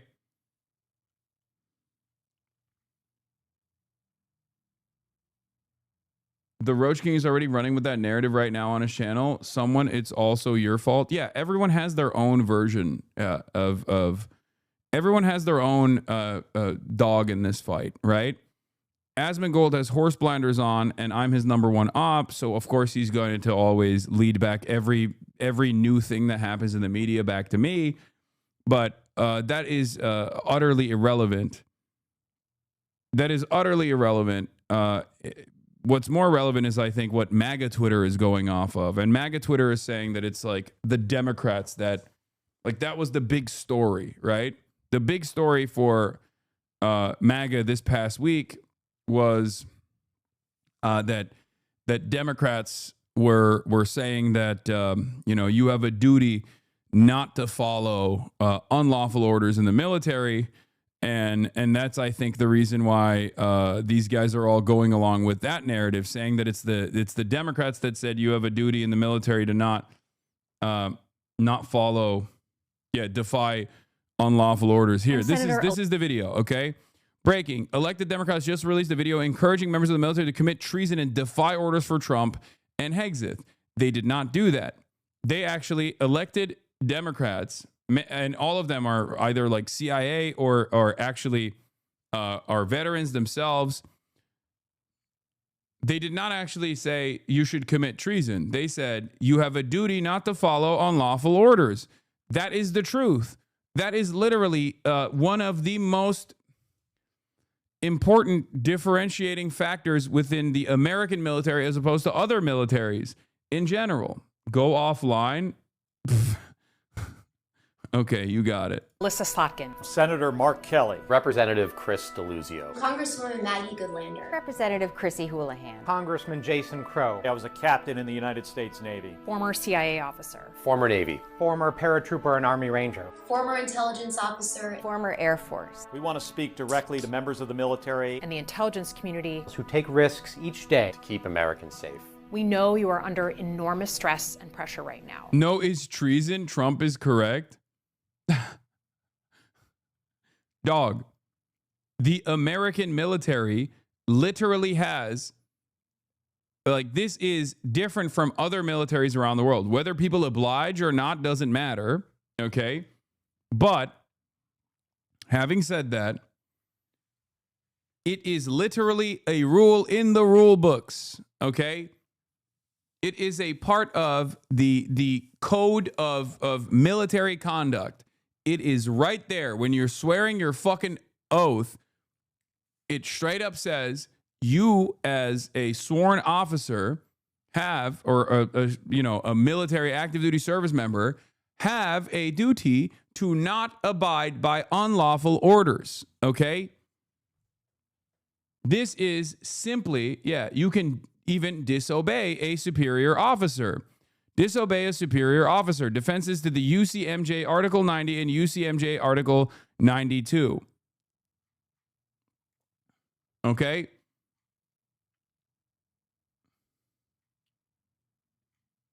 It is a part of the military code of conduct in the United States of America. In the United States of America, this is a part of the military code of conduct, okay? Their oath is to the Constitution and not to their commanding officers or their superior officers, and that, therefore, if their commanding or superior officers give them an unlawful order, right? Like execute a prisoner of war, for example, you have a duty not to oblige. Okay, it is illegal to execute a prisoner of war, for example, right? You're not supposed to do that. If your superior officer gives you an order to execute a prisoner of war, you literally can say, no, I refuse. You will still most likely get thrown in prison, okay? You will still most likely get thrown in prison, but the reality of the matter is the courts, like military courts, will find you to be acting out in a lawful manner. Of course, if the action is deemed lawful, then that soldier is royally fucked. This is true, but it doesn't matter. Okay? West Virginia governor is claiming that both of the guardsmen have passed away, but I don't know how much we know about the fucking... I don't know. I don't know if I can actually... trust the West Virginia governor here, but it is with great sorrow that we can confirm both members of the West Virginia National Guard who were shot earlier today in Washington, D.C. have passed away from their injuries. These brave West Virginians lost their lives in the service of their country. We are in ongoing contact with federal officials as the investigation continues. I guess we can trust the governor on this. I don't know. The entire state grieves. I don't know what to trust anymore. You're fucking wrong, bro. Just admit it. Trump was right about everything. Yes, you're correct. Trump is right about everything. I mean, I guess if he's saying it, I mean, he is in charge of, he would know, because if these were West Virginian National Guardsmen, then he would probably know. Is the Associated Press reporting on their deaths? If they are, then yes, this is real. National Guards members have died in the shooting near two West Virginia. Okay, so both of the National Guards members from West Virginia were killed. Two West Virginia National Guards members shot Wednesday near the White House have died, the state's governor has said. Governor Patrick Morrisey confirmed their deaths in a social media post. A suspect now in custody was also shot and has injuries that are not believed to be life-threatening. The source said one National Guard member was shot in the head, according to a person familiar with the details of the incident who spoke to the Associated Press on condition of anonymity.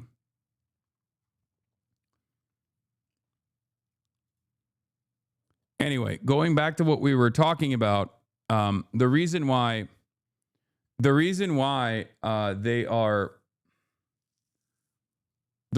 Republicans have decided to attack these Democrats, specifically Mark Kelly, is because of this video. Okay, this video came out last week, November 18th, 2025. They released this video saying, you have a duty not to follow unlawful orders if your superior officer commands you to do something that is unlawful. Okay? And this seemingly is the direction that they're going to take this this incident in. Okay? Here, this is the video.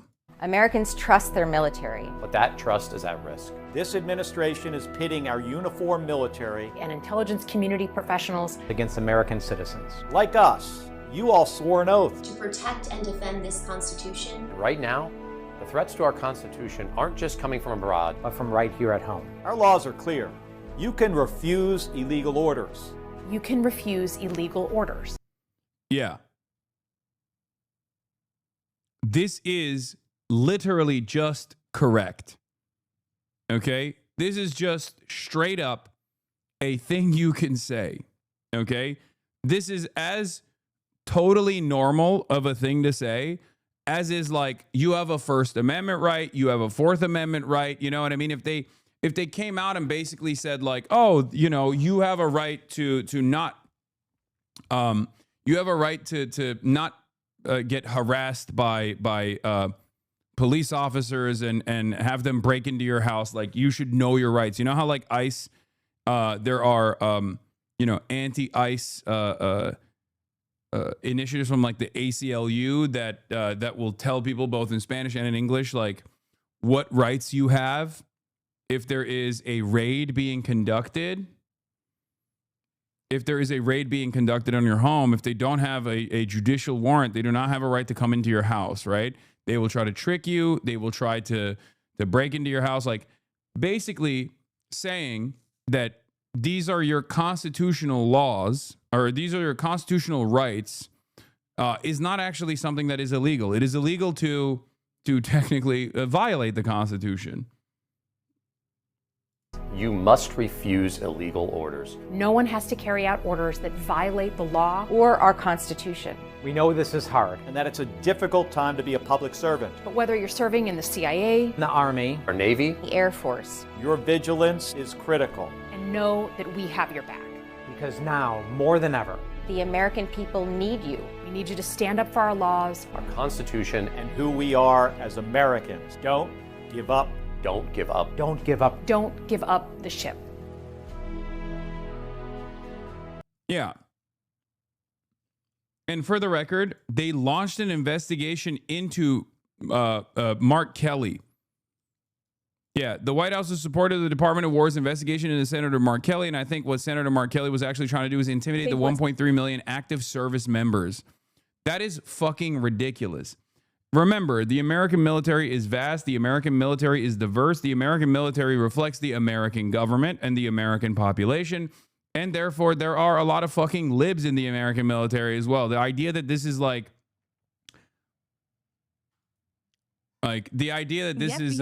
is happening here was like already super illegal is really silly and really stupid. But the FBI was seeking interviews with them lawmakers over the video because it's lawfare, it's intimidation. They're trying to, it's not going to work. Or even them trying to fucking tie this new shooting that took place that killed 2 National Guardsmen from West Virginia in D.C. This is breaking news for those of you just tuning in. Them trying to tie it back to these 6 Democrat lawmakers is idiotic, okay? Is with 6 Democratic lawmakers over this video they posted on social media with a message to service members. Our laws are clear. You can refuse illegal orders. You can refuse illegal orders. You must refuse illegal orders. Yeah, for those of you who don't know, this is it, okay? At West Point, cadets walk past a plaque that says our officers must follow the law if orders ever conflict with it. That is how our military has protected this nation for generations. This is somewhat unique to the American military, for the record, okay? It is quite literally a fundamental difference with many other nations' militaries, okay? That the military, first and foremost, serves the Constitution, does not serve the whims of the president. I'm not like getting super libbed up here. It's just facts, okay? Our American Code of Military Obedience requires that should orders and the law ever conflict, our officers must obey the law, okay? It is super clear cut. It is super duper clear cut. It's an important statement.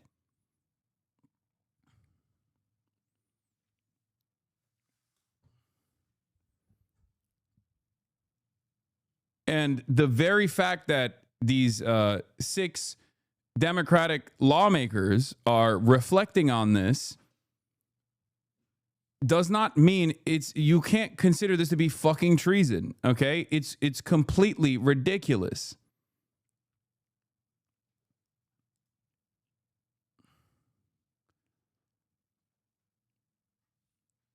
The United States boldly broke with the ancient military custom of swearing loyalty to a leader. Article 6 required that American officers thereafter swear loyalty to our basic law, the Constitution, okay? While many other nations have suffered military coups, the United States never has. Our American Code of Military Obedience requires that should orders and the law ever conflict, our officers must obey the law. How does this even link to the shooting? I'm confused. This links to the shooting because the Republicans are trying to link it back to these Democrats. Okay? Not only did they try to get the FBI to investigate these lawmakers, Donald Trump said that these Democratic lawmakers were actually committing treason and must be punished severely. killed. Okay? And the Republicans, in the immediate aftermath of any new shooting, have decided that they are going to look for scapegoats. One of the scapegoats that they've identified, because this was like the last thing that Republicans were lasered in on, is the 6 Democratic lawmakers that came out with this fucking video. One of the people that on MAGA Twitter that I identified early on was doing this was Benny Johnson. Okay? Just a few days ago, 6 Democrats claimed President Trump. It was 47 minutes ago. This is before we even knew that the National Guardsmen were actually killed. Right? Just a few days ago, 6 Democrats claimed President Trump was issuing unlawful orders to the military and the troops must resist. 2 National Guards members were just targeted and shot in Washington, D.C. I reposted to say, we don't know any of the details of the incident. MAGA Twitter has already started blaming Democrats for telling the military not to follow blaming Democrats for telling the military to not follow unlawful orders, which is the law. Okay? It is fucking ridiculous. They say woke-stitution. They're honestly really stupid. The Constitution was designed to protect everyday people and workers, to make sure they are represented. If you think that's a bad thing, you're stupid. I mean, Republicans have never actually given a shit about the Constitution. Let's be real. But they do lean into it as though they are the protectors.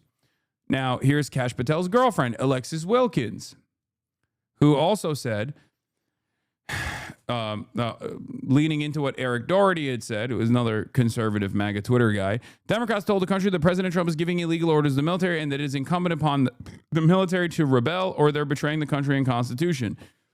Alexis Wilkins said, while everyone on X is fighting, the left is still attacking people who wear the uniform and support this country simply for doing so. There are more important things in this world and far bigger enemies who actually hate us and do, in fact, want to kill us. Pray.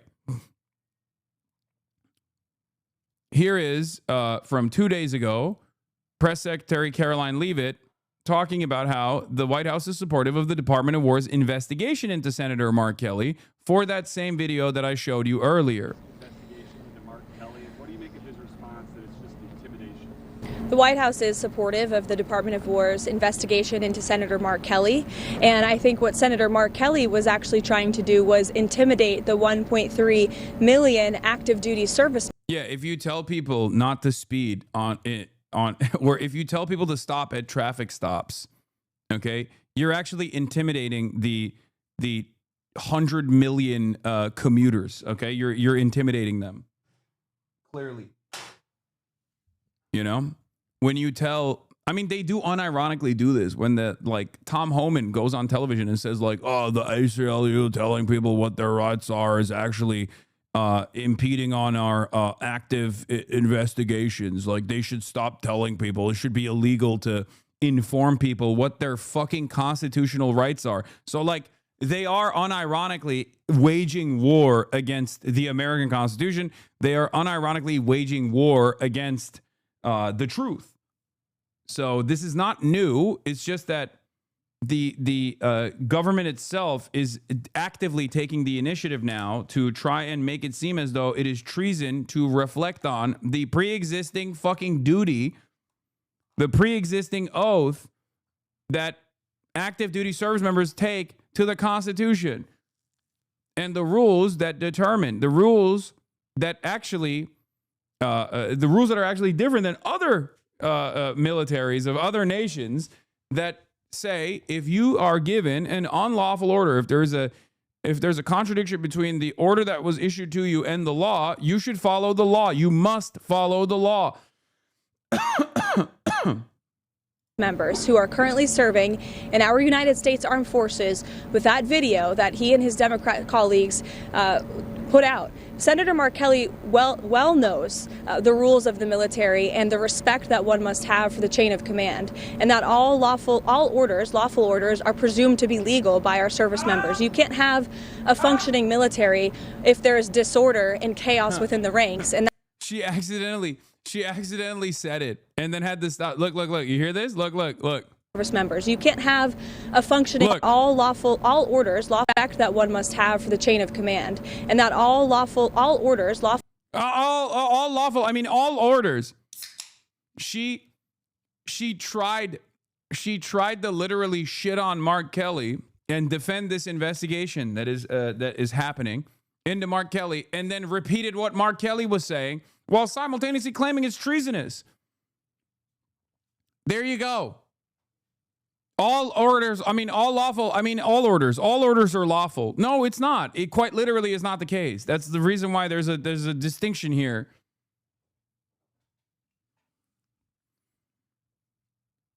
So stupid. Orders are presumed to be legal by our service members. You can't have a functioning military if there is disorder and chaos within the ranks, and that's what these Democrat members. And no, not every single order made by the president is lawful. Okay, as a matter of fact, with this president, definitely not lawful. Okay, it is ridiculous. Yeah, presumed to be lawful. All orders made by the president are presumed to be lawful. No, that's not how that works.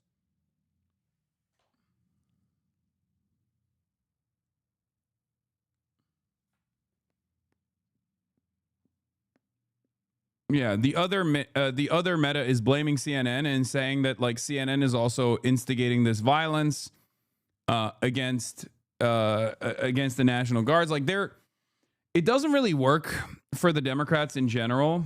It doesn't really work for the Democrats in general because like Democrats don't say anything even remotely violent.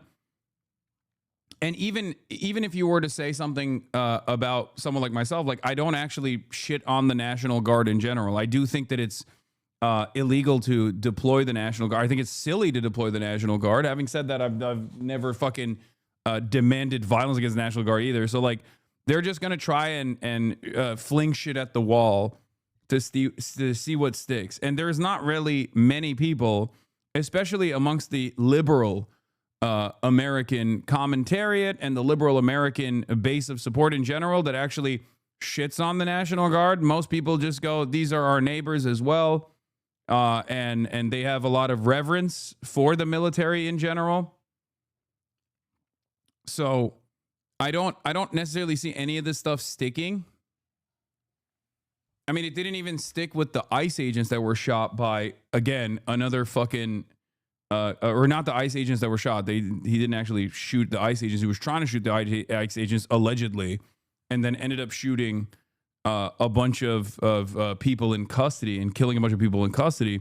But even then, they were trying to be like, this is the trans Antifa leftists doing this shit. And it, you know. No one has to carry out reverence. You mean fear and dread? No, liberals.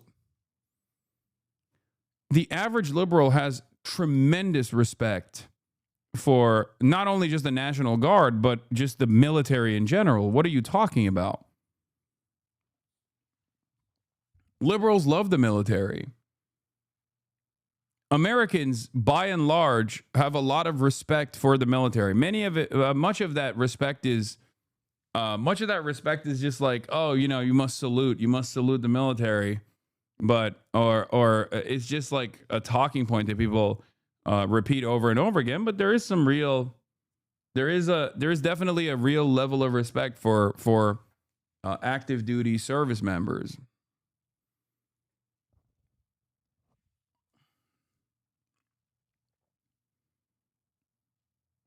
Yeah, did that chatter just forget the past 4 years of Joe Biden ending every single goddamn speech with "God bless our troops"? Yeah, God bless America, God bless our troops.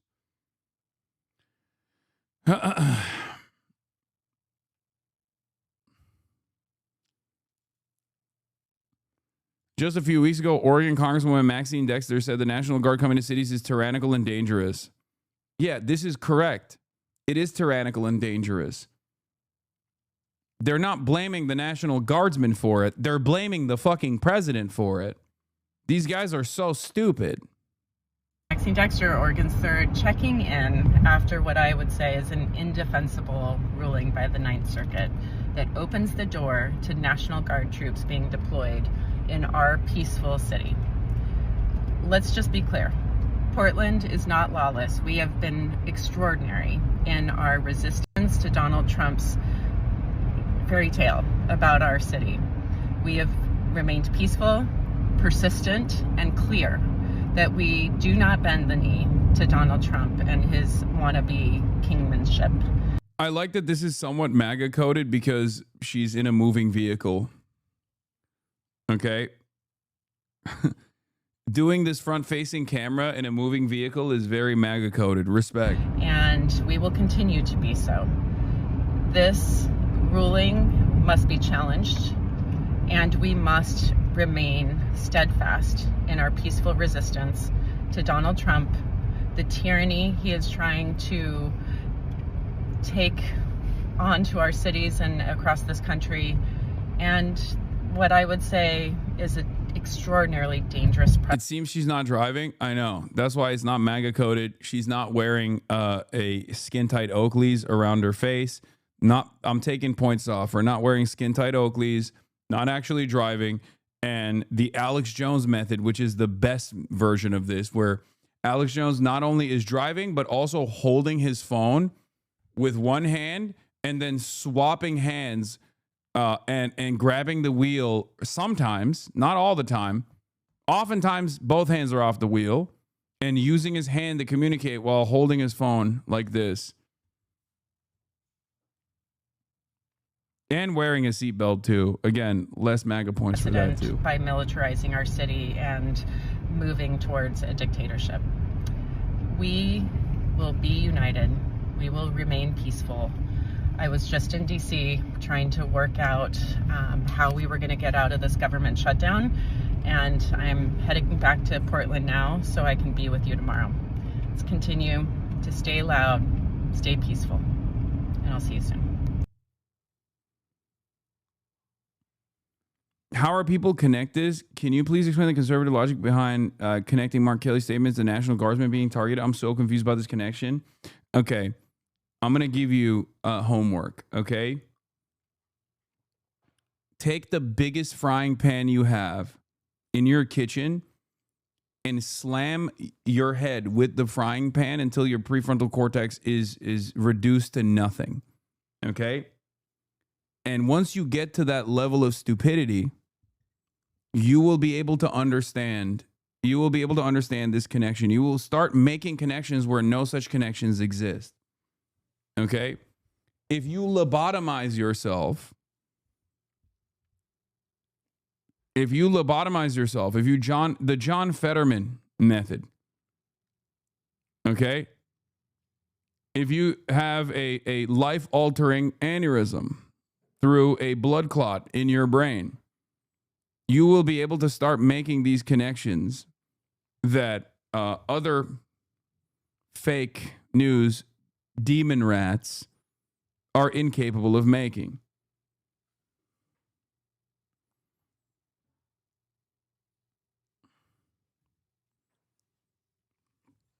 Other things you can do. Lead exposure. Okay? Crunching on the popcorn ceilings that you might have in your home, like to get asbestos, poisoning. Taking out the batteries from your carbon monoxide warning system in your house, and then turning on your grills so that there's a gas leak going on. Like, these are the many different ways in which you can become a Republican, and then you will understand how they make these connections. The point I'm trying to make is there is no fucking real connection.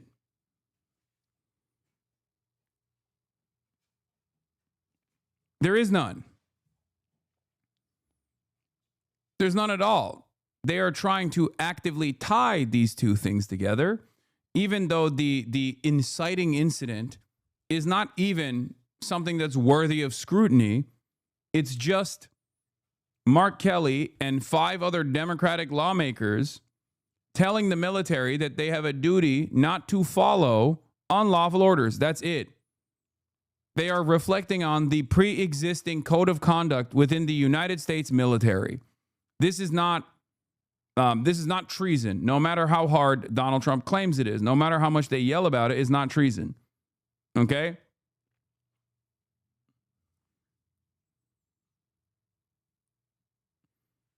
Mercury might be quicker.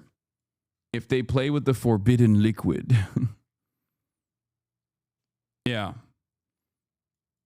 Here's Chicago Mayor Brandon Johnson. There's another person that they're yelling at. Chicago Mayor Brandon Johnson leading a protest against the National Guard with disgusting signs demonizing them. The disgusting signs are no soldiers in our streets. Union strong. Vote blue. Look at these disgusting signs. Fire RFK Jr. before more people get sick and die. Another sign that says, you know, Trump is a dictator.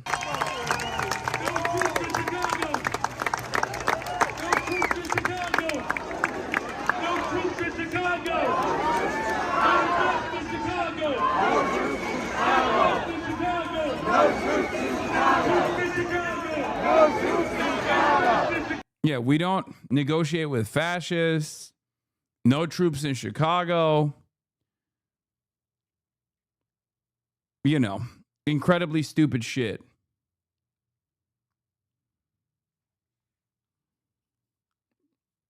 Yeah. They should have signs that instead say yes to troops in Chicago. Please, more military deployment at the domestic front, please. This is what we demand. Great.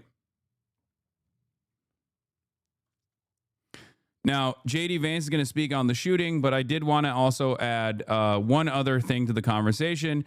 In their endless interest of flinging shit at the wall and seeing what sticks, Libs of TikTok is also claiming that a CNN guest just a few weeks ago compared the National Guard to Nazis. 2 National Guard members were just shot in D.C. These Democrats know what they're doing. This is what led to... This is what led to it. Also, the person that she's calling a former Democrat or a Democrat is actually a Major General Randy Manner, the former acting vice chief of the National Guard Bureau. Just a Democrat. Actually, what the president is doing through the Secretary of Defense is creating units, official military units, to, quite frankly, watch the American people. And that's the thing that is absolutely abhorrent. It reminds me so much of what happened in Germany in the 1930s. Actually, what the president is.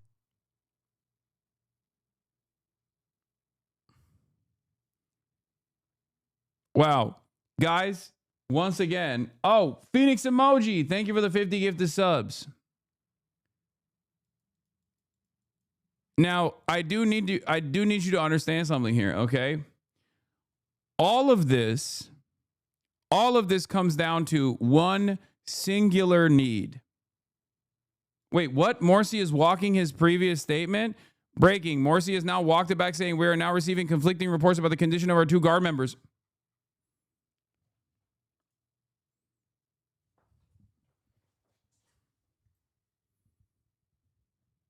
What the fuck did I tell you? What the fuck did I tell you? Okay.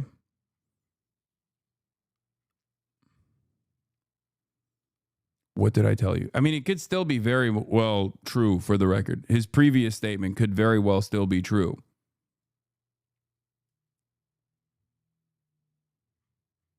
I wasn't here. What did he say? When the initial report came out from Governor Patrick Morrisey that both of the National Guardsmen had been killed, like both of the National Guardsmen that were shot were shot and sent to the hospitals, and that they had been killed, I said, let's just wait. Because even the governor might get it wrong.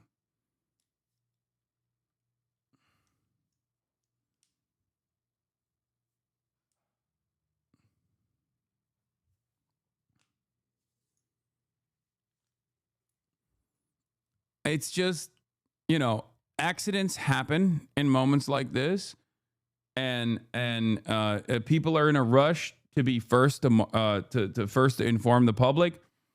I'm not as mad at the governor for doing this, because this is more so like an unfortunate mistake rather than someone who is like deliberately trying to spark up drama and chaos.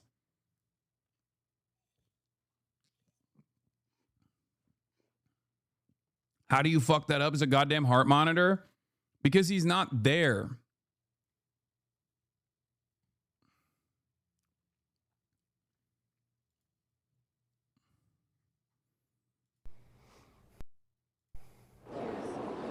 Joey, a big development and one that I would pray to say may be happy. The governor of West Virginia has just provided an update saying we are now getting conflicting reports about the conditions and that we will provide additional updates once we receive more complete information. This is Patrick Morrisey, Republican governor of West Virginia, who had made the news on social media just a few minutes ago that those service members had died. His latest statement indicates that he's getting conflicting information.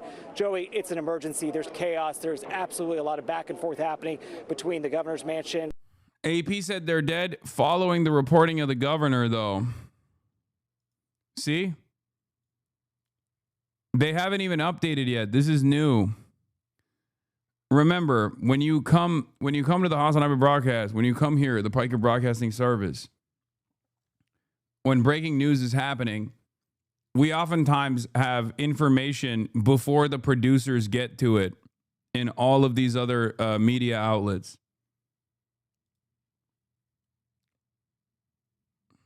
Do you understand?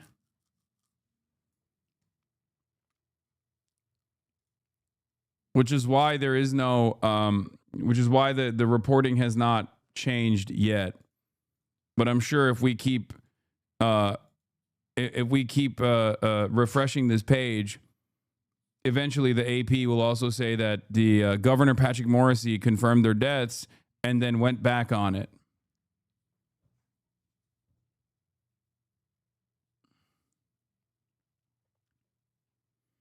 Was rewatching your Lena Khan interview the other day and you had her thoughts on a recent ruling in the FTC's favor before anyone else?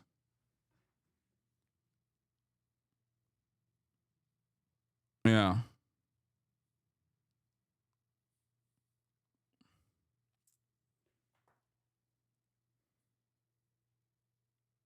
This is also why you don't like covering breaking news? Yes. There's a reason why I don't like covering breaking news. This is it. Because there's already a structural issue with instantly. There is already a problem with there's already a problem with reporting in real time on stuff like this because there's a lot of chaos. That's why I more so focus on the immediate narratives that come from MAGA in moments like this, while weighing the accuracy and the veracity of the information that's coming from reliable sources, the governor being a reliable source, even though I was still skeptical of the governor's initial statement because it's too, everyone has the capacity to get something wrong. Okay. Yes, the governor in this circumstance, as someone who has direct knowledge of the National Guard and troop positions and what they're up to, would probably have verified information. So it's understandable to assume the governor is working with reliable information. Okay, credible information. And the Associated Press, because it's such credible information that the Associated Press also went along with it and said that the 2 West Virginia National Guard members were killed. Because if you look at their reporting, it says Governor Patrick Morrisey confirmed their deaths in a social media post. Notice how they didn't independently verify it because they assume that the governor of West Virginia is not going to fucking speculate. Except in 2025, you definitely do need to go and find additional sources.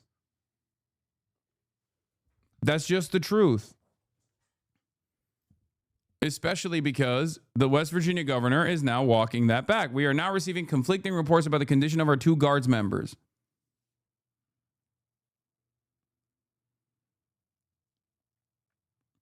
But we don't know. They might have still passed away. I'm just saying that the only source of credible information on this has come from the governor. No one has independently verified this.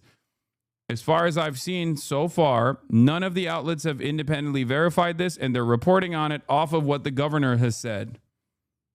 Okay?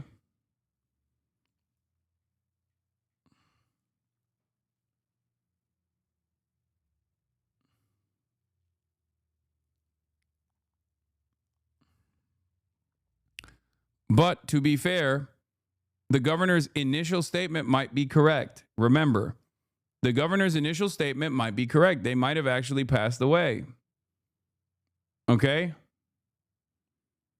How do you independently verify? You send a reporter to the hospital. That's how you independently verify. You get a reporter to call up the hospital.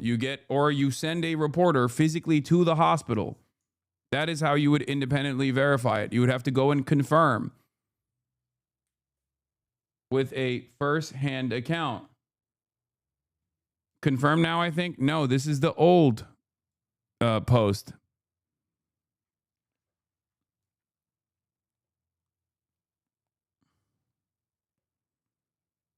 That's private info, though? What do you mean that's private information? What are you talking about? This is like information that's important for the public to know. This is the most consequential national news story right now. The fuck?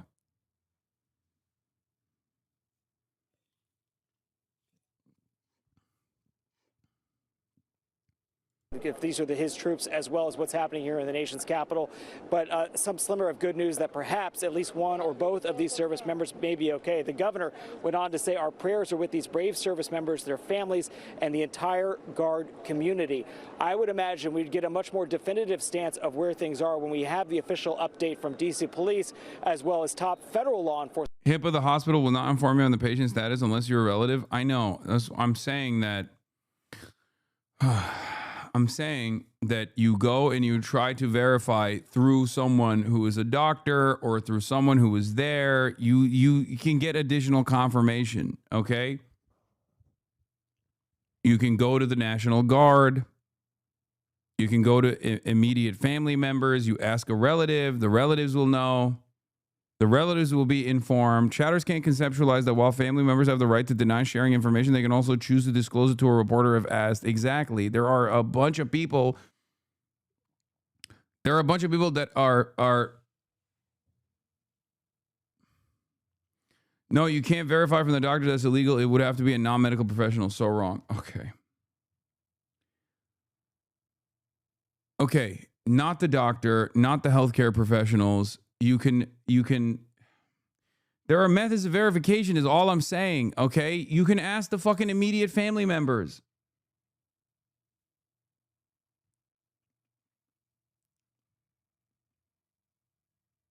The governor jumped the gun, in my opinion. It's not policy to release that information until the family has been informed.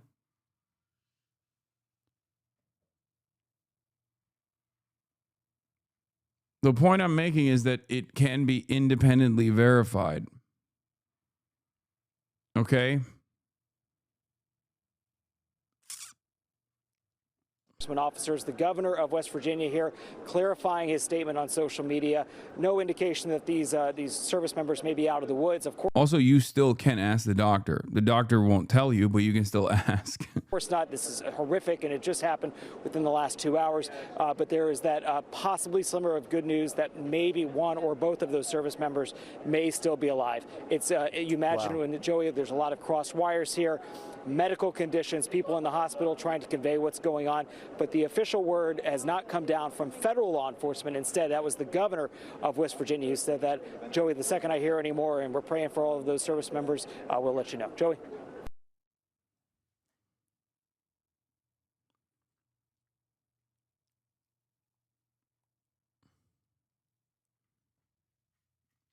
My simple point that I was making was that news outlets should still try and independently verify this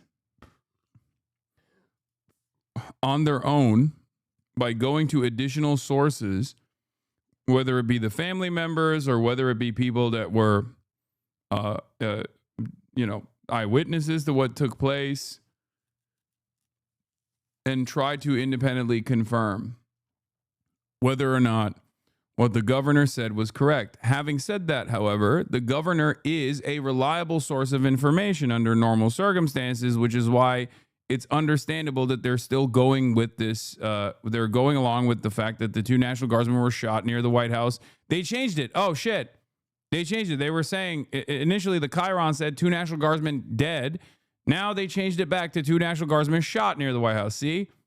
They're fucking updating it. The AP is not slop chatters. It's the governor. Like, of course,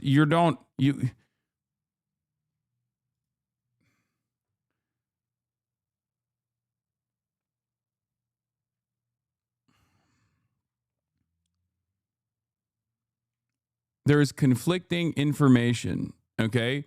This was the initial statement, and everybody took it as, understandably, all the mainstream news sources took this as, like, truth. And then the governor came back and said, my bad. We're now receiving conflicting reports. The governor should be a trustworthy primary source. Exactly. Under normal circumstances, it is. But I was skeptical because, unfortunately, the year 2025, maybe the governor is not a fucking reliable source of information. Okay? That's it. But they might as well, they could be dead, okay? I'm not even saying that they're alive. I'm saying that there's a high likelihood that they are dead.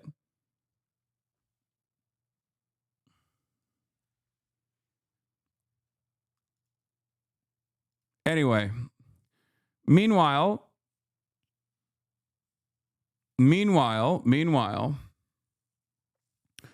this is what Fox News is doing. Lost friends in combat. I've lost friends in combat. And so we know what this is like. So let's all pray for the families here. But then let's ask ourselves, how did we get here? How are we in this spot? So there's a sitting member of Congress who over the weekend on some talk shows was saying that President Donald Trump putting National Guardsmen on the streets was an unlawful order.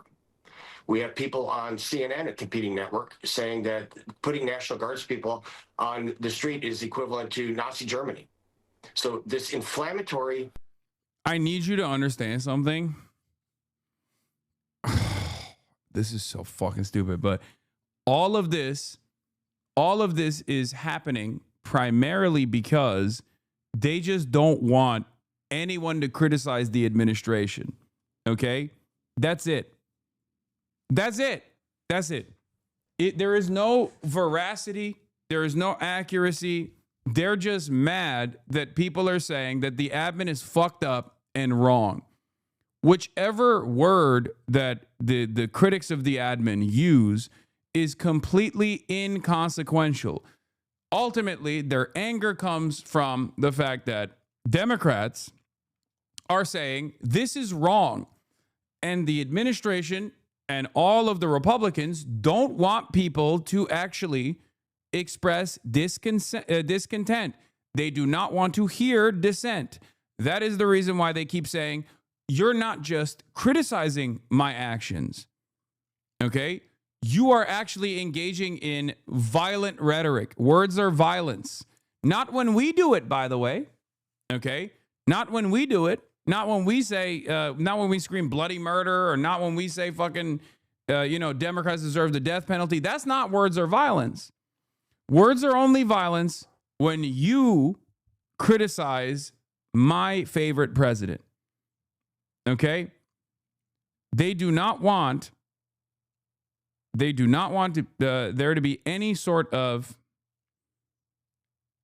discontent. They do not want there to be any sort of dissent.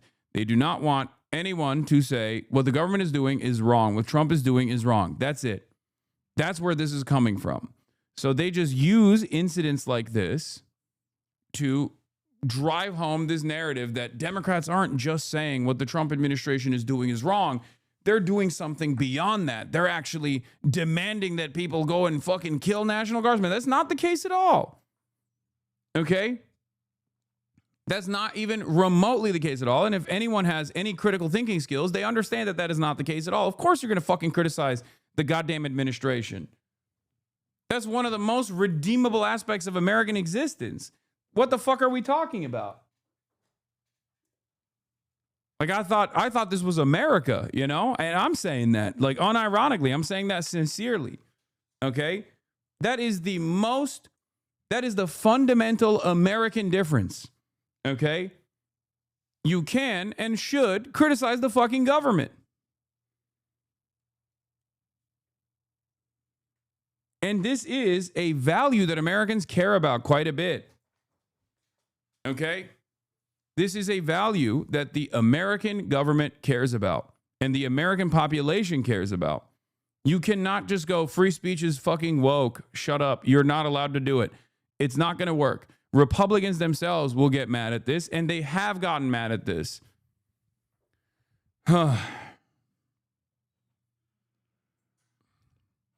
So what these guys are doing in this circumstance is trying to say, your criticisms of the big, beautiful president doing his very best are actually causing this kind of violence to take place. It's fucking bullshit. No American's going to believe that. Especially because these guys also blow their loads on Democrats who are unimaginably careful with their rhetoric. Sometimes even to a fault. Democrats are not even fighters in general. They're not seen as aggressive, right? They're seen as cowards for the most part. So when you turn around and you say, oh, these guys are actually really violent and scary people because they have said that what the government is doing is wrong, and this is actually violent rhetoric directed against the National Guard, when all of these people are like active duty or former military members and members of the CIA and stuff like that, who shy away from any sort of spicy rhetoric whatsoever, let alone barely put up a fucking fight in their communication against the Trump administration. It's not going to stick. Most people are just going to be like, dude, what the fuck are you talking about? Rhetoric by the left has to stop. Now, did this drive this shooter? We don't know the answer to that question. But did it prevent him from doing it? Hell no. So my Democrat colleagues need to understand that their words have real consequences. Again, words are violence, words are violence, words are violence. Claiming words are violence over and over again after spending the last decade claiming words are violence and doing words are violence narratives after spending the last decade being like woke libtards are doing cancel culture, it's just not going to fucking work, okay? It is one of those things where, like, yes, Republicans don't really give a shit about hypocrisy in general, but this is one area where Republicans do also get annoyed with the notion that, words are violence, especially when it's coming from the Republican side. Not all of them. Plenty of them actually do repeat this kind of narrative. But there are significant numbers of Republicans that will actually criticize the government for taking any heavy-handed approach in terms of punishments against people who are exercising their First Amendment rights. Okay? That's it. Here, going back to Mark Kelly, by the way, with respect to what this guy was talking about, trying to tie this back to Mark Kelly. Mark Kelly is the astronaut, yes, with a twin. Yes, he is the NASA astronaut, Arizona senator. Let's take a look. Let me first just get your response to this threat from the Defense Department saying that they are investigating you. They may potentially recall you to active duty to face a court-martial. Well, Rachel, I said something that was pretty simple and non-controversial, and that was that members of the military should follow the law. And yeah, it's true. I don't even like Mark Kelly. I think he sucks, for the record. I don't like his politics. I think he's an annoying centrist Democrat. Having said that, he is 100% correct. Okay? I hate Elisa Slotkin even more than I despise Mark Kelly. And what she said was 100% correct. All of these Democrats that came out and said, you, members of the military, have a duty to protect the oath that you swore to the Constitution. You have a duty to protect the Constitution and follow the Constitution and follow the rules. And if there are conflicting orders that your superior officer is giving you that actually force you to violate the law, then you follow the law. That is a part of the military code of conduct. Saying that and reiterating that is not seditious. Saying that and reiterating that is not treason. Okay? These are Democrats who I don't actually agree with and don't really like all that much, saying something fucking correct. Unc, why are you always mad? I don't know, because the entirety of the media organ on the right is currently trying to say that like Democratic senators are actually fucking responsible for 2 National Guardsmen that may or may not have been killed. We don't actually have full-blown confirmation on it at this moment. Are killed because 6 Democratic lawmakers said that the military has a duty to serve the Constitution and not fucking follow unlawful orders. Okay? This is a ridiculous media environment that we're existing in before even fully comprehending whether or not the National Guardsmen were even shot and killed. Okay? We know that they were shot at. We don't even know that they're like fully fucking killed or not. And there are already a bunch of psychotic right-wingers that are running to drive home this narrative that like Democratic lawmakers are responsible for this shooting. And they do this every single time, dude. They do this even when Democratic lawmakers are shot. It's very frustrating. They have like a couple different talking points, right? They have different thought bubbles that they can engage with. They have like a what is the term? Like a tree? You know? They have talking points that you can click on. Trans, Antifa, Democrats, radical left. They have a dialogue tree. And this time, they basically decided to click on the radical Democrats dialogue tree, okay?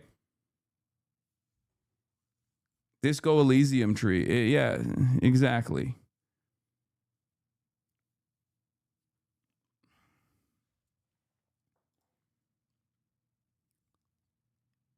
What is this? President Trump orders Secretary of War Pete Hegseth to surge 500 more National Guard troops in the Washington, D.C. after today's shooting.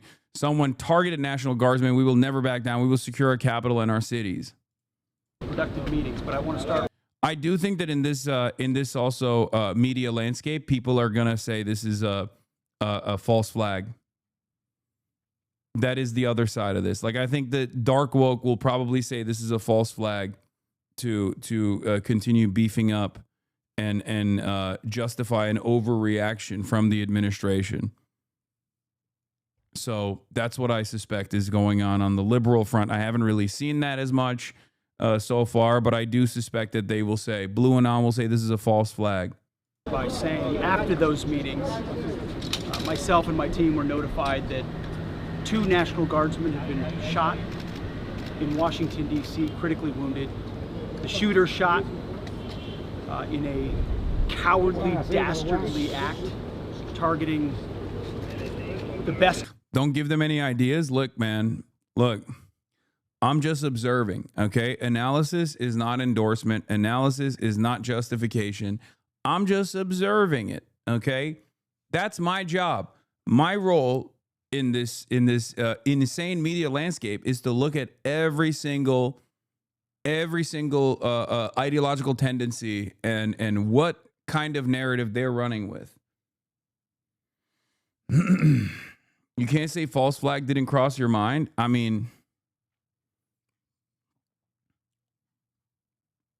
probably not if the National Guardsmen were killed, you know?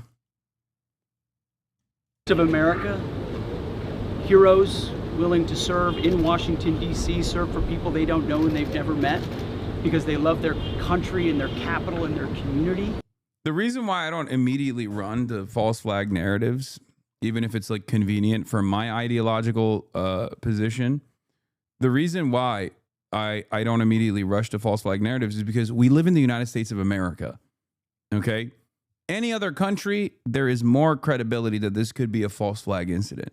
But in the United States of America, we have more guns in circulation than we have people. We also have a litany of mental health complications. So anytime a fucking shooting happens, okay, anytime a shooting happens, the highest likelihood almost always is like a crazy person, okay? That's just it. That's just the reality. It's just like as normal as apple pie at this point. Like shootings taking place, whether it be a high profile political commentator in a fucking school, or whether it be a Republican politician, or whether it be a Democratic politician, the highest likelihood, more often than not, is some fucking crazy white boy who wanted to take matters into his own hands and went a little nutty mode with it. Okay, that's usually what it is, which is why I don't immediately go, oh, this is a false flag. This isn't to say that I don't think their false flags don't happen. I just feel like we have designed a powder keg here. We have designed an environment here that requires no false flags to take place whatsoever. We're just kind of always killing ourselves every single day, you know?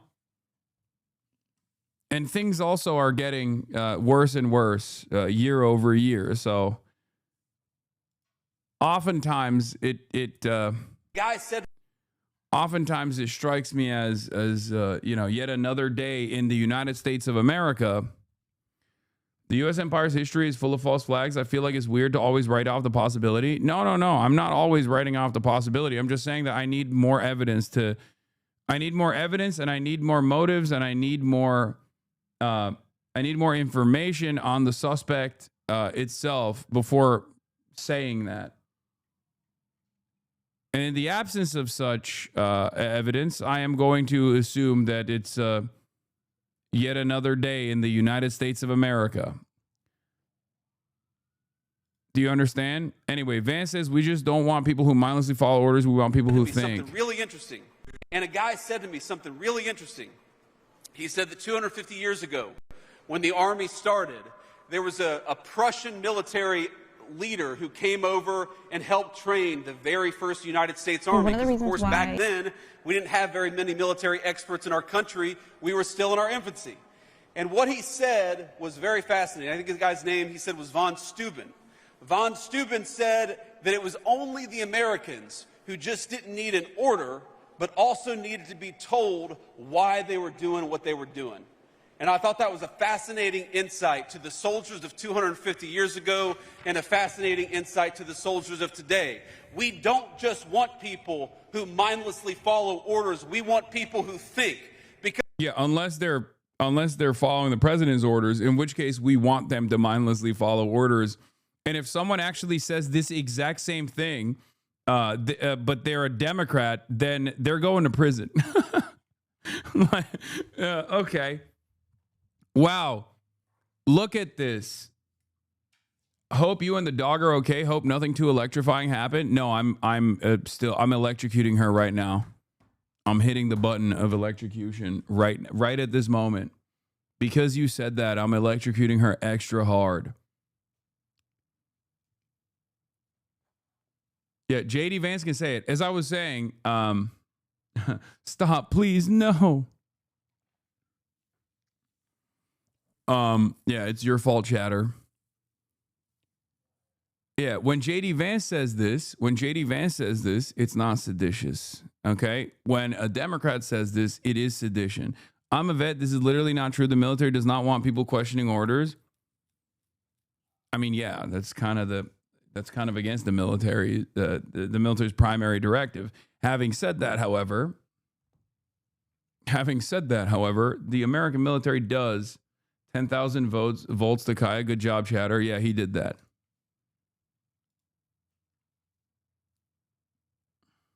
Because we know that the most powerful weapon in the United States arsenal, the most powerful weapon anywhere in the world, it's not a rifle, it's not a tank, it's not a helicopter or an airplane. The most dangerous and lethal weapon anywhere in the world is a United States soldier, and we're proud of you, and we're going to stand behind you every step of the way. This is why certain streamers call you a lib. Not saying you're wrong because you're right, but simply covering what happens to these centers is enough for them to latch onto. It's annoying how they're not recognizing that they only covering softball right-wing alt media stories makes it almost hard not to stay pure. Yeah, my primary job, my primary responsibility to my audience and to those who actually come in here is to always, to the best of my ability, accurately reflect on events that are taking place and offer you the best possible analysis. I do not care about the different competing ideological battles that are taking place. I have my own personal biases. I will always tell you what they are. Having said that, especially when it comes to stuff like this, like my job, my responsibility is to inform you. Okay, my job and my responsibility is to look at the situation, and even if it's actually not helpful to my cause, is to still do my very best to give you the accurate information. Our nation's capital, right And here I in think Washington. it's very important to do that, especially in a dangerous and divisive media landscape like this, where disinformation, specifically biased disinformation, runs amok. That is my job. Anyway, here is Kash Everyday Patel, Americans and citizens around the world. soon to be former FBI Director Kash Patel, going back to his And we podcasting. must remember them on this day and every day, and their families and the sacrifice they have made. I will now turn it over to Chief Carroll of the Metropolitan Police Department. Thank you. Good afternoon, Oh everyone. my name God. is Jeff Carroll. I'm the Executive Assistant Oh Chief my of the Metropolitan God. Police Department.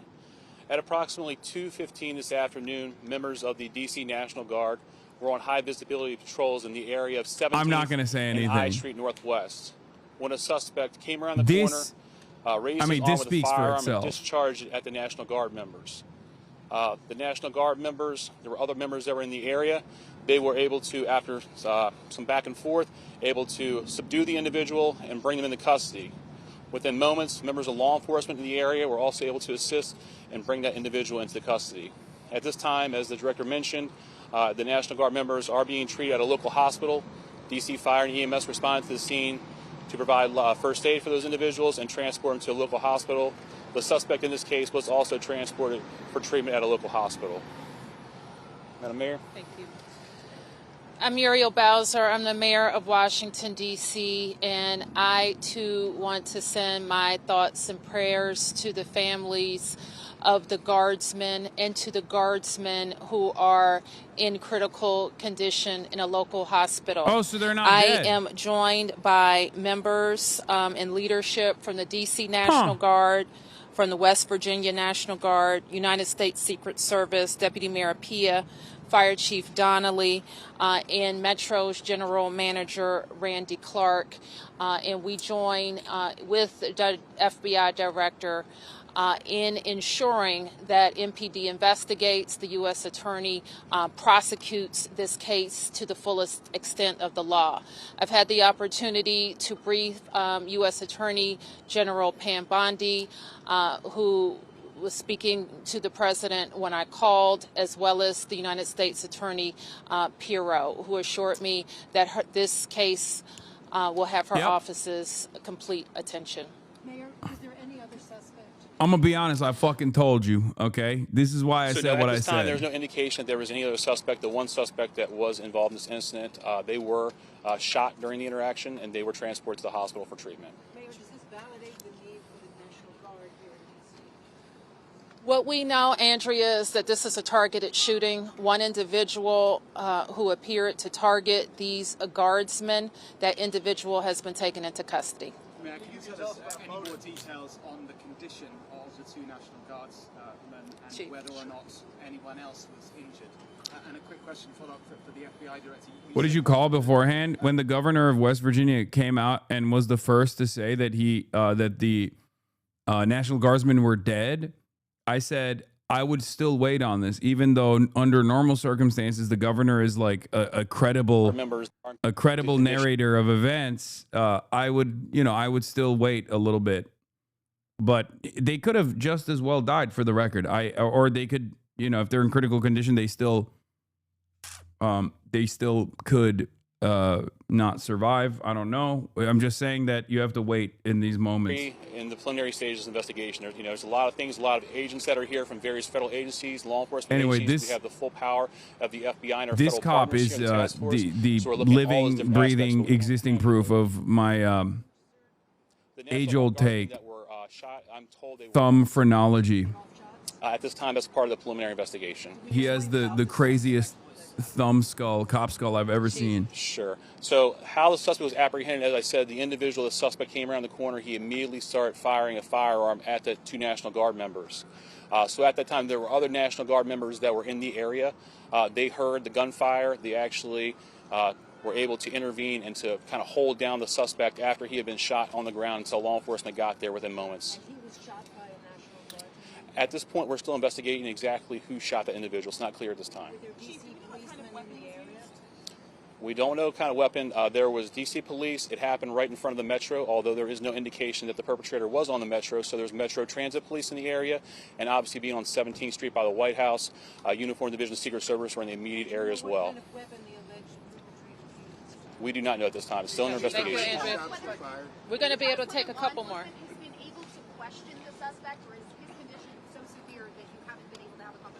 Sure. Again, so as I said, we're very preliminary in the investigation, so we're looking into all aspects of who the individual is, his connections. At this time, he's still in the hospital receiving treatment. And I would just like, hang on, I would just like to add, the reason that this suspect is in custody is because of the bravery of the men and women of the National Guard who responded due to their extensive training to secure American lives today. There was not any further injury and any further shootings. We should highlight the. Okay, once again, it kind of feels like Kash Patel did it. I know he wasn't there at the during the incident taking place, but today and his vibes are so fucked. He just seems so untrustworthy. Are heroes, and we must pray for their safety and their speedy recovery. And as the chief said, look at his we're eyes. In the preliminary stages of this investigation. We will run down every single lead, every piece of evidence. Okay, that's guilty. He's guilty. He's guilty. Lock him up. I'm sorry. I don't need to see anything more. The agency group is standing behind us to assure America and the world that we will continue to keep D.C. safe. And thankfully, we have Metropolitan Police Department, the National Guardsmen, and federal agents, and the Department of Justice and Attorney General willing to prosecute the mission to keep Americans safe. Look at how cagey he is. Has rightly stated Look at how he's talking about this situation. Will be investigated. The vibes. If you just listen, if you mute him and just look at his body language, you're like, did you do this killing? Did you shoot the National Guardsman? Why do you look like you shot the National Guardsman? What the hell is going on?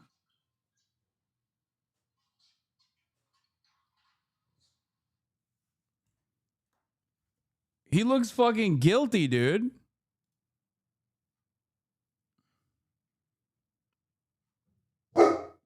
Hey, chill.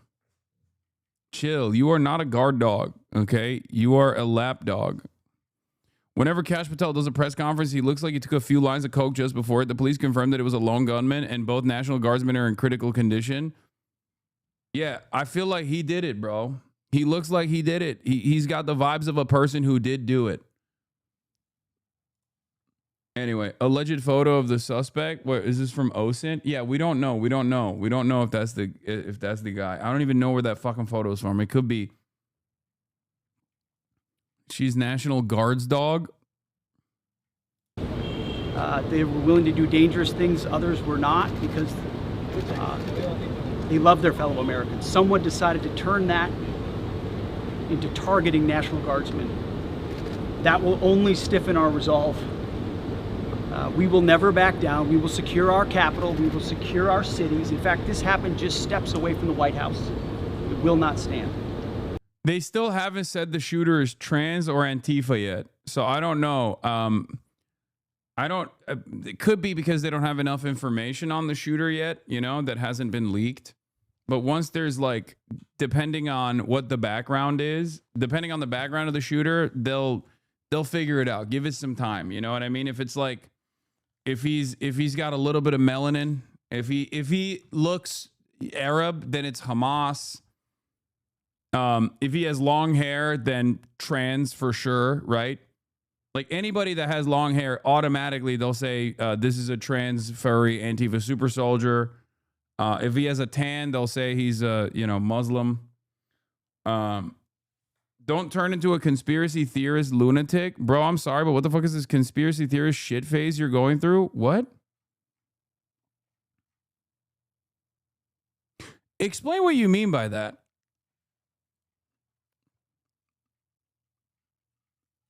Wait, did you take seriously what I was saying about Kash Patel looking like he is always the person who is responsible for the crime because he looks untrustworthy?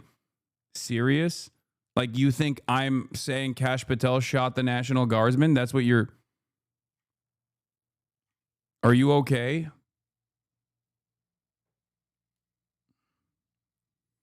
You can't read jokes? like at all. Just started listening, and yes, this is what I'm referring to. It wasn't clear it was humor.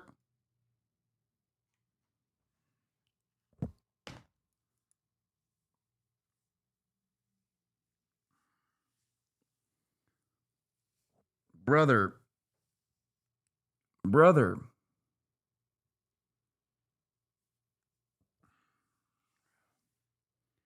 Come on, dude. Then again, I'm not a native English speaker, but it looks serious to me. Brother, be for real, okay? That's crazy. Of course, I'm fucking joking, man. Yes, I'm joking. The joke is about Kash Patel looking like he's hiding a zombie bite whenever he fucking speaks. Oh my God. Too much Tylenol. Fuck. I can't even be sarcastic. And that's why President Trump has asked me, and I will ask the Secretary of the Army to the National Guard, to add 500 additional troops, National Guardsmen, to Washington, D.C. This will only stiffen our resolve to ensure that we make Washington, D.C. safe and beautiful. The drop in crime has been historic. The increase in safety and security has been historic. But if criminals want to conduct things like this, violence against America's best. You need to tell them that the Tylenol bit is also a joke. Fuck. Brother, it's just not clear whenever you're sarcastic, I think, at least from my non-American POV. Yeah, if I'm saying something so fucking insane, I don't know why you automatically assume that I'm being sincere. You have a brain. Just because you're ESL doesn't mean that, like, you're brainless, right? Like, if I were to tell you right now, oh, it's probably Trump that shot the National Guardsman, would you assume that I'm being sincere, or do you think I'm being fucking silly?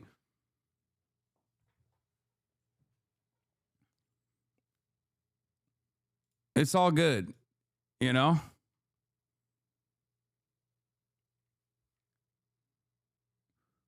Also, the reason why I came in hot with this was because he said, I'm doing lunatic conspiracies. To be fair, if you're saying something crazy, people just assume you're American. Well, I am American. I do say crazy shit sometimes, but sometimes I'm joking. This is very clearly a joke. You literally said, even though he wasn't even there in your joke. I know. I try to factor that in as well. I try to be as, like, autism friendly as well. Okay?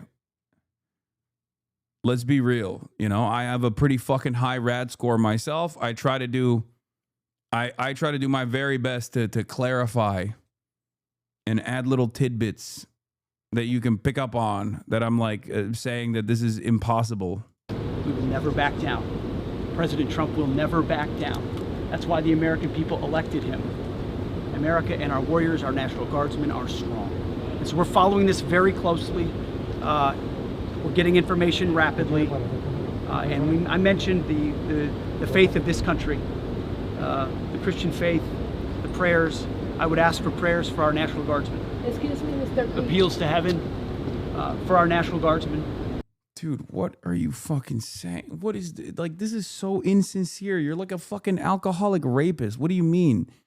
What is this, like, Christian bit that these guys try to do? Like, it's so fucking fake. It's so... Who believes this shit? You have to be a real dumbass to be like, wow, you know...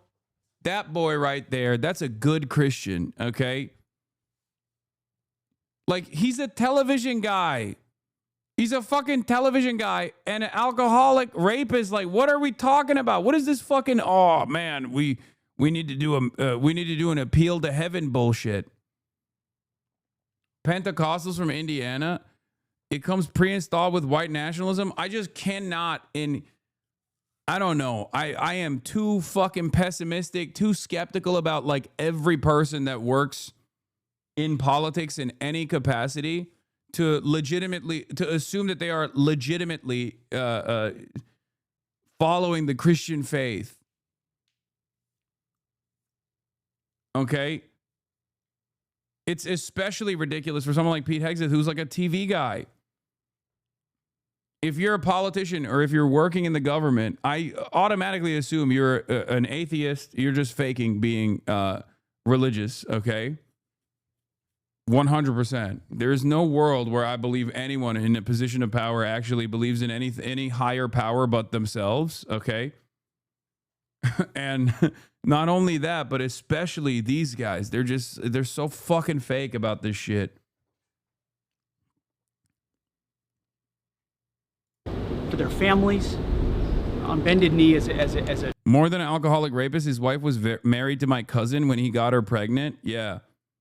He's had like, he is Mr. Steal Your Girl. He would just like, he famously went through 3 different marriages, constantly, constantly cheating on his wife. First wife, he cheats on with another woman that he ends up leaving his first wife for after impregnating, does it again, and then again, I think. It's just like he's Mr. Pump and Dump. War Department as a nation. Excuse me. We will never back down. And we think about them right now. Venezuela. We had a couple of great, productive meetings with the President and Minister of Defense here, where we are dedicated to the counter-cartel effort here. Criminality knows no boundaries, whether it's the United States of America and Washington, D.C., or it's the Caribbean and the Western Hemisphere. We are going to go after narco-terrorists. It will not stand. Our borders will be secure, whether it's the Dominican Republic or the United States of America, and we look forward to working with our partners to make it happen. You know, President Trump believes in a clear principle: peace through strength. You get peace by being strong. And if you're a narco-terrorist who wants to bring drugs to the United States of America, we will find you, we will fix you, and we will finish you, because we have all the rights in the world. We've got lots of attorneys and lots of intel analysts, and we know exactly who we're targeting and why. If you're involved in that conduct, we will kill you. It's that deadly serious because of the poison that has made its way into the American public for far too long. President Trump is serious about it.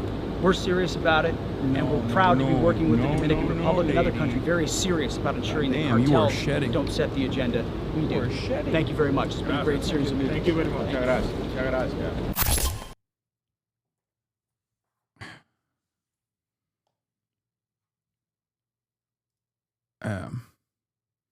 Johnson & Johnson family better watch out. Yeah. All right. To D.C.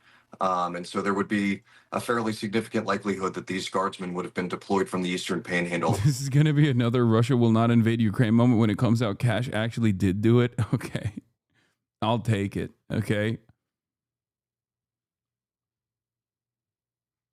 I'll take it.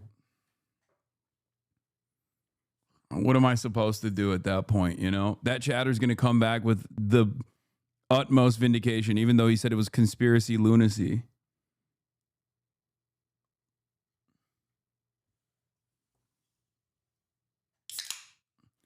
I haven't heard of this until now. Are they blaming the radical left, perchance? Depending on whose perspective we're operating off of, they're not immediately insta-locking blame to the radical left. They're just blaming the 6 radical Democrats who are not even radical, nor are they a part of the left. They're blaming the 6 Democratic lawmakers that came out last week and did a video saying like the military active duty service members have a duty to protect the Constitution and follow the laws, and they have an obligation not to follow unlawful orders. So they're state potentially even going other with injuries. that. I do not have any further information that I can share with you, but what I can tell you is that there's an army of people here in West Virginia that are praying for their recovery, and we're hoping for a Thanksgiving miracle. And have you been able to be in contact with their families at all? I have not been able to be in contact with their families. I spend a lot of time with Guards members here in Charleston, and I've been in contact with a myriad of my Guard friends, and I've reached out to the tag here in West Virginia, and I can assure you the resolve is steely. Defense Secretary Pete Hegseth just a short time ago said that the president is requesting an additional 500 National Guard troops be deployed to Washington, D.C. Do you believe that's the right response in this moment? Yeah, it's not my job to judge the response from the president. He is the commander in chief. If he believes that is the best way to keep our nation's capital and our service members that are serving there safe, then we will defend his actions. If an additional 500 were deployed, do you know what the chances would be in terms of how many could potentially be from West Virginia?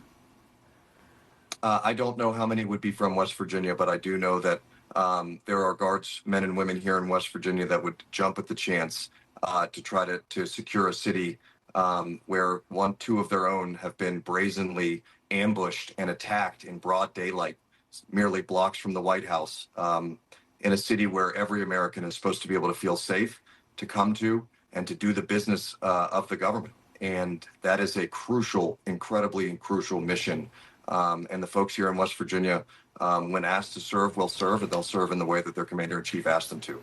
As we just learned in the press conference, the mayor said that she had briefed Attorney General Pam Bondi. She said that when she spoke with the Attorney General, she was actually on the phone with the president. And also this would be given their complete attention. We, of course, heard very strong words from the director of the FBI there. How can, if at all, how could your state help? Kash Patel, of course, noting this is, all hands on deck, that all agencies are working together. Where are you going? Yeah, I think we will respond in whatever way it is that we are asked. But I think crucially and most importantly right now, what needs to happen is that every West Virginian, all 1.8 million of us, and every single American needs to be praying for these two families. And we need to really be taking a long look at where we are in a country where somebody would ambush two service members in our nation's capital in broad daylight in what appears to be a targeted attack. And these two service members' lives will not be forgotten. Hopefully they will get to be with us for a long time longer. But this attack is something that will be remembered for a very long time. It is an important message, certainly on this eve of Thanksgiving as well. Attorney General J.B. McCuskey, thank you for your time, sir. We appreciate it. Thank you so much for your thoughts and prayers, and to everybody out there, thank you. Is this Gen Z's 9/11? Dude, the way that Gen Z operates... is like there is no there will never be an incident I don't think that Gen Z will ever consider seriously. I mean, look at what happened with Charlie Kirk. This is in and of itself definitely isn't anyway, but I mean, look at what they're doing with fucking Charlie Kirk right now. Look at what they're doing with Charlie Kirk. They're Kirkifying everything, and that took like a month. It took like a month for them to memify Charlie Kirk into the ether. Gen Z and Gen Alpha have zero fucking chill. They do not care about anything.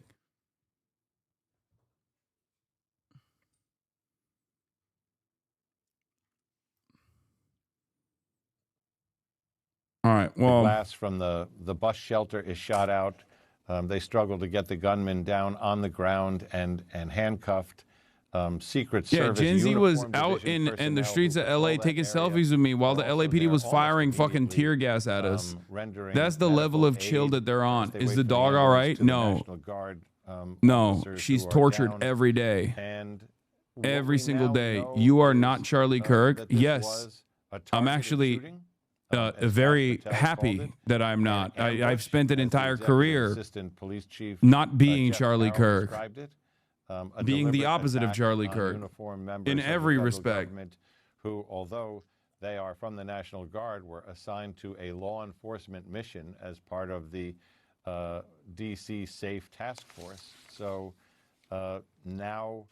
Why are we getting an influx of weird comments today more than usual? I don't fucking know. There's probably another video that... There's probably another slop tuber video that did LeBron numbers on the timeline, and people see that and they go, I am reminded of this person that I despise. I must go into his broadcast.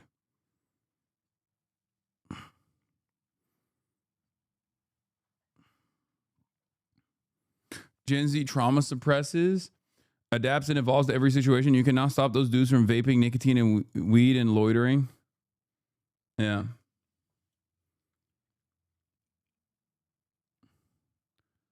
There's also, during the holiday season, there is always an influx of like some fairly sad comments, at least in my experience year over year.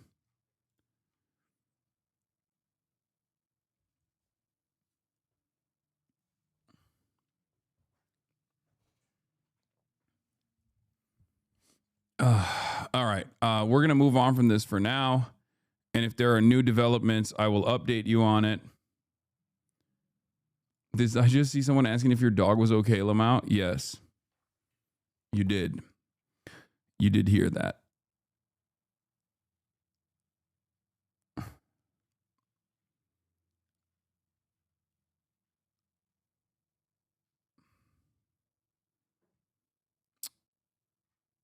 Anyway, I'm a younger Gen Z and went to school a few miles from Uvalde. We experienced a lack of care for the students, and I've noticed that my then classmates making nihilistic jokes. Yeah, we've bricked the collective consciousness of the younger generation by our lack of interest in caring about their ailments, caring about solving any of their problems. And then also, More Pegasus made a dozen videos about you in the past few days. I love that guy. That guy is my favorite YouTuber, honestly.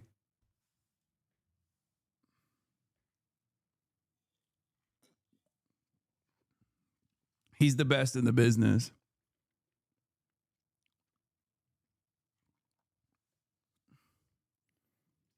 Every other day, there's another Hasan is finished video that comes out of those guys. It's fucking awesome.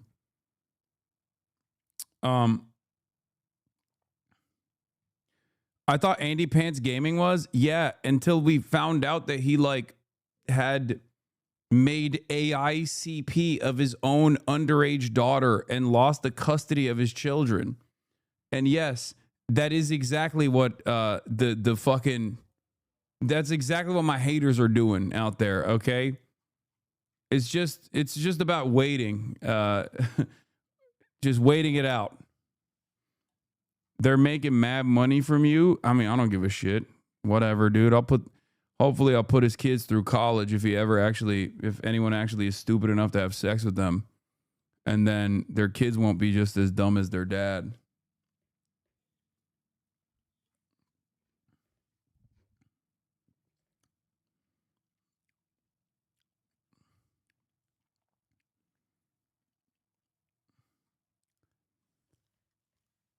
Hasan is a vibe that bears love and pedos hate. Exactly. So,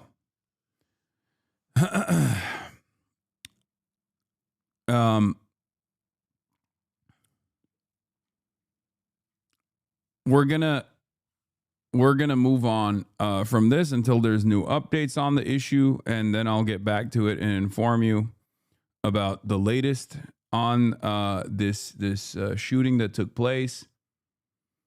Except this story is actually really interesting. A Brazilian woman who is the mother of the White House Press Secretary Caroline Leavitt's nephew has been detained by ICE. Okay? The mother of Caroline Leavitt's nephew grew up here. She was brought here at 6. She went to elementary, middle, and high school here. She has no criminal record and the mother of a citizen. There is strong bipartisan consensus that people like her should have a path to stay. Ferreira migrated with her family to the United States from Brazil as a child. She is the mother of Leavitt's nephew. Mass deportation is pathological, says David J. Byer of Cato Institute, one of the few open borders libertarians that remain.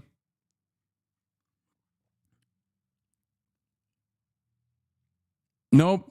There is consensus. They all got to go. Wrong. It is extremely strong, durable consensus, says Aaron Reichlin Melnick.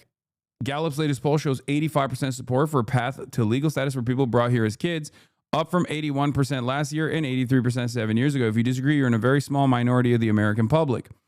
Because the option doesn't exist. Why didn't she ever seek that option in the 30 years that she was here? Because the option doesn't exist. For the vast majority of the undocumented population, no matter how sympathetic, no matter if they came here as literal babies and speak English like a native and have clean records, until Congress acts, they have zero path to staying legally.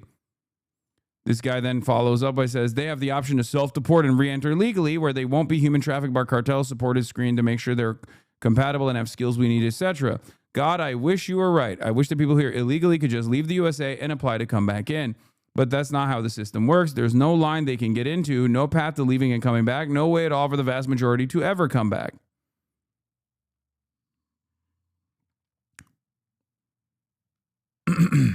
Yeah. That is not an app to re-enter the country legally. That is a program set up by the Trump admin to permit some people to accept voluntary departure, self-deport, and leave without a deportation order and also get $1,000. That's it. It offers zero path to coming back at all. Overstaying visa is not a crime, and she was 6 years old when it happened. She is technically eligible for DACA. Okay? In any case, let's take a look at the news story here on ICE and someone from Caroline Leavitt's immediate family getting arrested for deportation. Welcome back to ABC News Live. First, Homeland Security confirms ICE arrested a woman a source says has a connection to White House Press Secretary Caroline Leavitt. Meanwhile, refugees admitted into the U.S. during the Biden administration could be in jeopardy of losing their legal status. Immigration reporter Armando Garcia and Justice reporter Luke Barr are here for more on that. Armando, what's the latest on this woman ICE detained, and what's her connection to Caroline Leavitt? Well, this is her nephew's mother. DHS has forcefully described her as a criminal illegal alien, saying that she had a previous arrest for battery and overstayed a visa, presumably when she came to the United States when she was a child. Her lawyer is pushing back on some of these claims, saying that she had absolutely no criminal. If you come here illegally, your ass is GTFO. That doesn't even make like any grammar sense. If you come here illegally, your ass is get the fuck out. Why so hard to understand? Says Griff.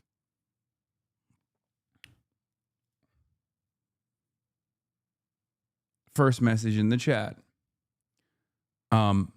Very simple.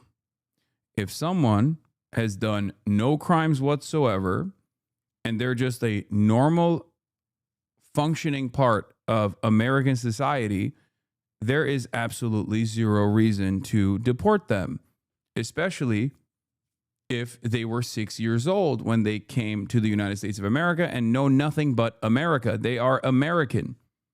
Okay?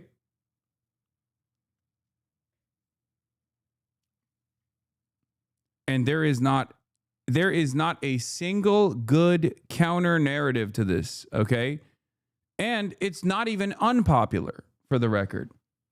We are talking about people who are, in most circumstances, parents of American citizens, married to American citizens, are just normal functioning members of society. Okay? I would go so far as to say that they are probably better than you.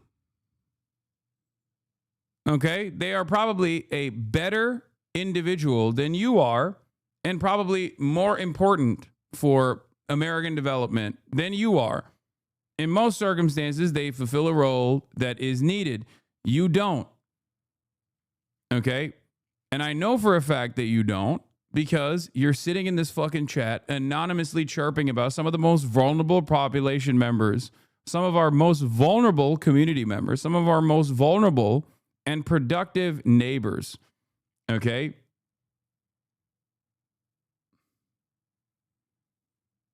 That's it.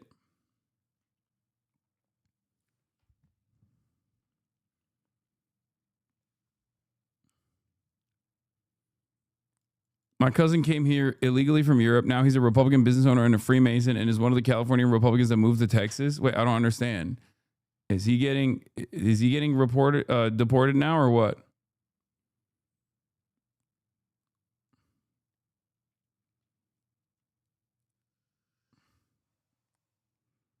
Record, certainly no criminal record that would have prevented her from getting deferred action for childhood arrival status. And he's also saying that this is somebody who is now being held in Louisiana, thousands of miles away from home. They plan to challenge her arrest in federal court. And Luke, a memo obtained by ABC News shows the Trump administration is directing U.S. Citizenship and Immigration Services to review refugees admitted during President Biden's time in office. What's the goal here?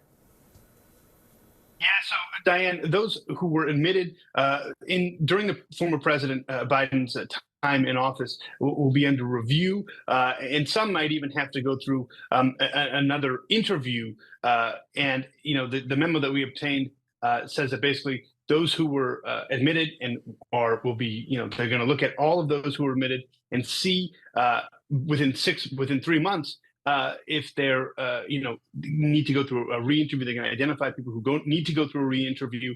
And let me just read you a quote, Diane, from this memo. It says, quote, throughout this evaluation phase, in order to make improvements, USCIS has identified that from January 20, 2021 to February 20, 2025, the U.S. Refugee Assistance Program and USCIS prioritized expediency, quantity, and admissions over quality interviews and detailed screening and vetting. Now, advocates are already saying this is unprecedented, and others predict that there might be challenges to this memo, Diane.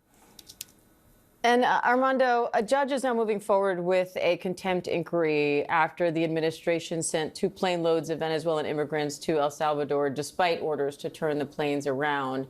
What's the latest on that, and what are we learning from this? Yeah, DOJ in court filings essentially says that it was Kristi Noem, Secretary of Homeland Security, who made the decision to continue removing hundreds of Venezuelan nationals to this notorious prison in El Salvador, despite the judge's order to turn those planes around. This is a very stunning development, a stunning case, one that's lasted for several months. Essentially, the judge is...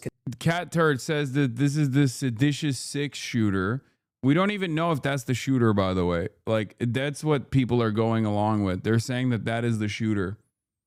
But Cat Turd is also incredibly washed, for the record. Cat Turd is unimaginably washed. So it doesn't even matter necessarily what he has to say, because he's got 400 likes. 400 likes on that fucking tweet. If you remember, he fucking fell off after he had a falling out with Elon Musk. He's got no motion. Yeah, Marjorie Taylor Greene is no longer following Cat Turd. It's over. It's fucking over, dude. Hang it up.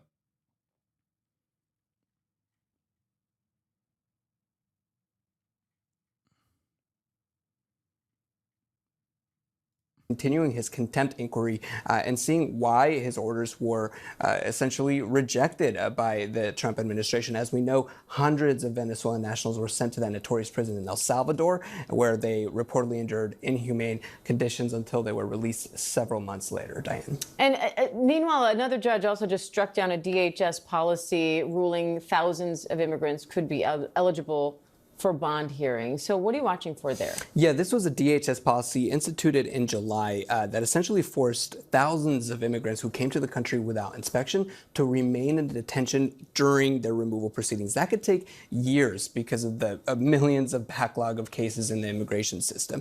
But essentially it forced ICE to also consider any immigrant who came without inspection as an applicant for admission. Under current immigration law, that means that they are susceptible. Genuine question. How can you have a system where they live in the U.S., have a job, pay taxes, and is not registered? Why do you have a system where they can be employed and taxed, but they are not considered illegal immigrants?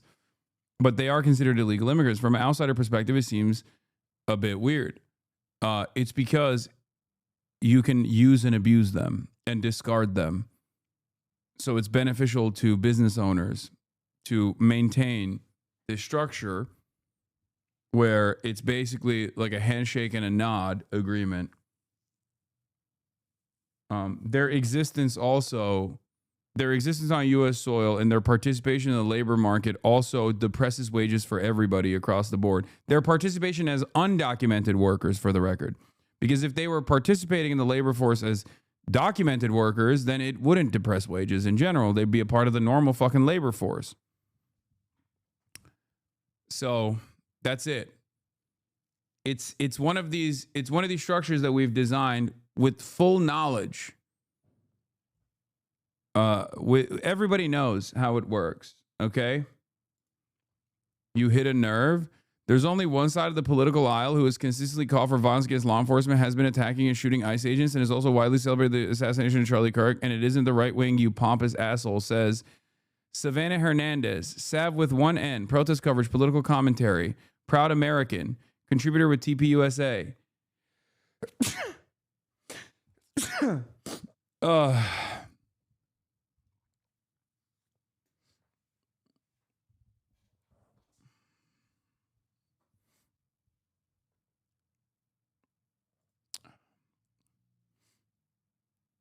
Benny Johnson also replied with the same zero IQ take.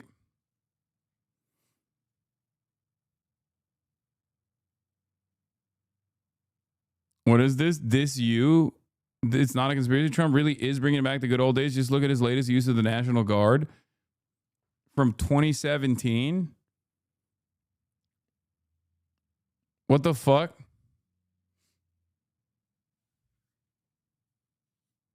You wouldn't work the jobs you're accusing them of stealing? Wait, what? Are you talking to me? Because I didn't say that.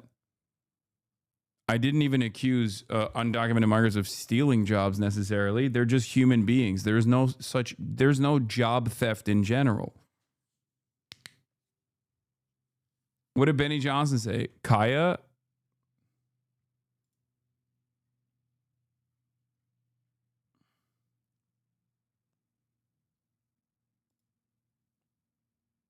Other chatters? There is not a single chatter in this community that have said that immigrants are stealing jobs.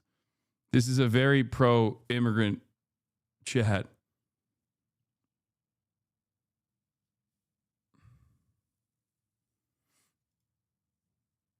As a matter of fact, you're the only one who said that even implied that chat is saying it or even used that term.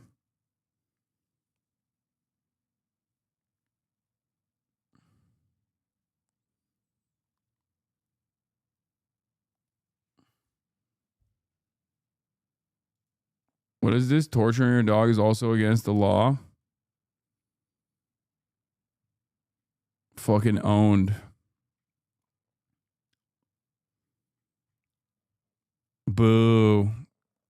Do better, Benny. You could have at least kept it relevant to what I'm saying here. You know what I mean? He got your ass? Yeah, I'm fucking owned. Off topic, but are you the one Greenblatt is quoting here at 20 seconds? Unquote, aid that goes from the United States to Israel, particularly the military aid, gets spent on, guess what? Goes from the United States to Israel to get spent back in America, buying American munitions from American companies, creating American jobs. That being said, our relationship is not just a transactional one. Somebody who said that Israel was like an aircraft carrier that can't be sunk, like essentially of our military interests. Again, there could be a transactional reason. Wow, he's stealing my fucking takes. I mean, I'm not the only person who said this.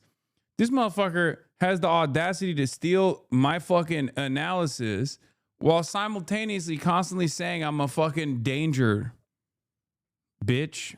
Anyway, that's not just my take, though. It's very common. I say it all the time, but that's you must be in some big trouble then, considering you broke the law live on camera. It's over for you, buddy.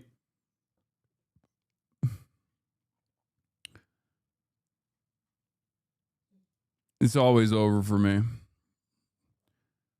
Any day now. Hasan is finished. Any day now. Okay? Hasan is getting canceled by his audience. Any day now. China is falling apart, guys, have basically turned into Hasan is falling apart any day now, guys.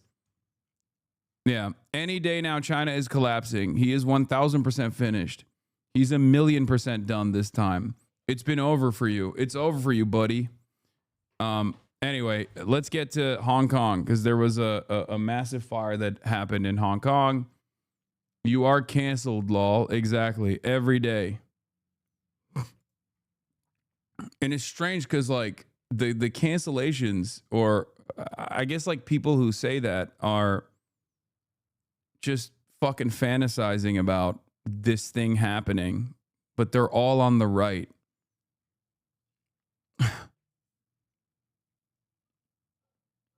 News now, and that is that at least 36 people have been killed in a fire at a high-rise residential complex in Hong Kong.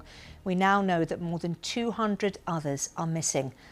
Well, let's take you live to the scene now, and you can see the flames that have spread across all 8 blocks of this development in the northern Taipo district. Among those killed that we know about so far is a firefighter. Thousands of residents have been evacuated to shelters, and it's unclear yet what exactly has caused this blaze. Well, with me now in the studio is our correspondent Graham Satchell, who's across the story. Graham, what more do we know? Well, Mariam, this is a terrible story that we've been following for the last sort of 10 hours or so now. It's a tragedy that has developed and got significantly worse over that time. The latest update that we had was from the city leader in Hong Kong, who gave us the terrible news that the death toll has risen to 36 and that 279 people remain unaccounted for. The first news of this broke late afternoon Hong Kong time, around 3 o'clock, when we first got reports of a fire this is a very densely populated part of Hong Kong. There are 8 tower blocks with nearly 2,000 flats, so you can see how densely populated it is. They're old. They were built in the 1980s and they were undergoing renovation. So they were covered in a bamboo scaffolding. And eyewitnesses say that it was the scaffolding that initially caught fire, so the bamboo on the outside of the building, and that spread very, very quickly. Firefighters have been trying to tackle the blaze all day, but it has spread from one tower to another, and we think that now there are 7 buildings in total that have been affected. 3 we think are just about under control, but 4 are still on fire. And it's difficult to say where this goes now, but the likelihood is that this will get much worse before it gets better. The news coming out of Hong Kong has been terrible, and I think will continue to be terrible. Graham, thank you very much indeed for that. Graham Satchell there, who's across the story. These are live pictures that we are continuing to watch. You can see there, it's 2 in the morning local time, and firefighters, more than 700, as Graham said, have been trying to tackle this blaze for many, many hours indeed. And as I mentioned earlier, we know that at least... We saw a building with bamboo scaffolding on stream. Bilibili was saying dangerous. Yeah. They said that, I think people were... They said that people were arrested for it or something. I don't know. One firefighter, a 37-year-old, died fighting the blaze, and the government has earlier today paid tribute to that firefighter, describing him as dedicated and gallant. Now, we also know from a local councillor who's spoken to the BBC that residents are asking for help from local authorities after losing contact with their relatives, their friends. Remember, this is a complex that houses over 4.5. Yeah, 3 men have been arrested in connection with the deadly Hong Kong high-rise fire. Police say hundreds of people remain missing.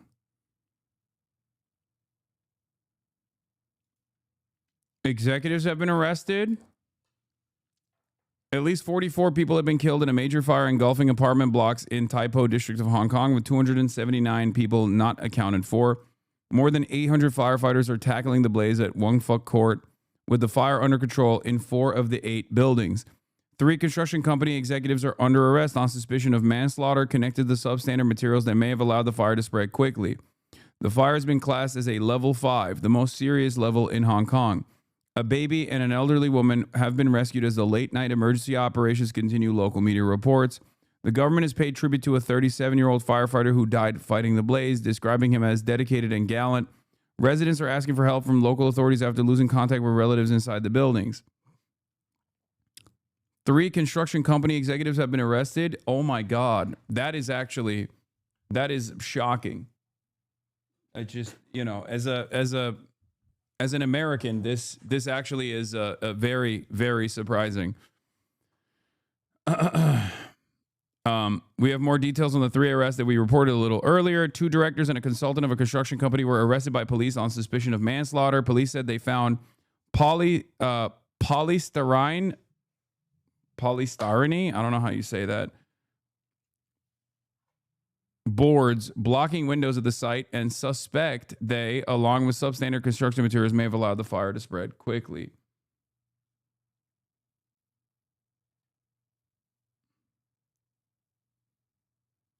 Isn't it super sus that they arrested the executives? No.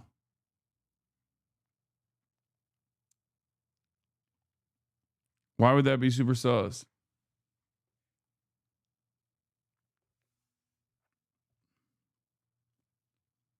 Polystyrene? Polystyrene? People are saying it's styrofoam, basically.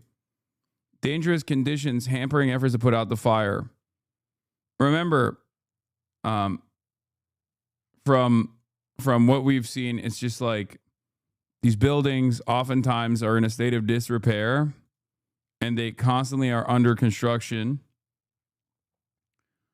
There's also, corporate accountability is impossible for the American mind to comprehend, by the way, or the Western mind really to comprehend. So much so that like people are saying it's suspicious that they got immediately arrested.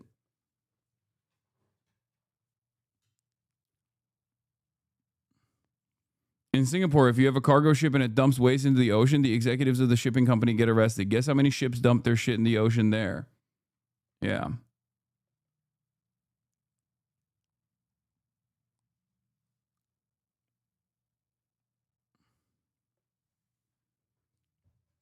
In the U.S., executives will be publicly grilled by Congress, then quietly let go with a slap on the wrist and a negligible fine. Barely.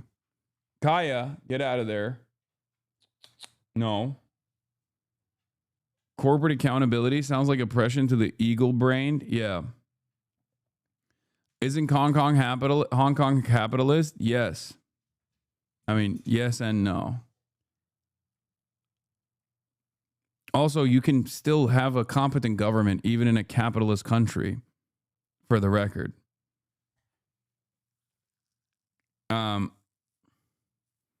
Anyway, the thing is they have they have these houses that are very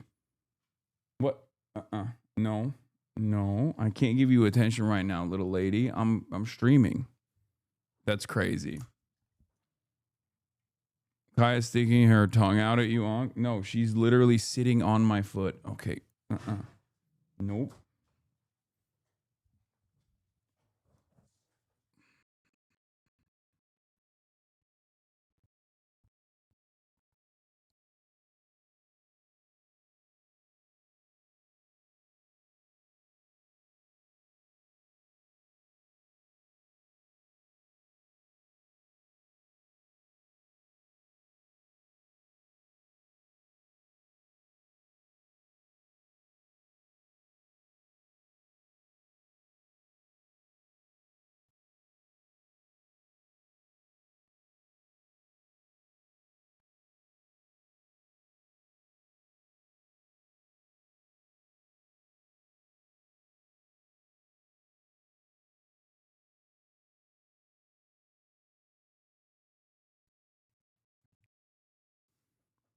Don't deny her love. You know I'm abusive by not giving Kaya. What the fuck is going on?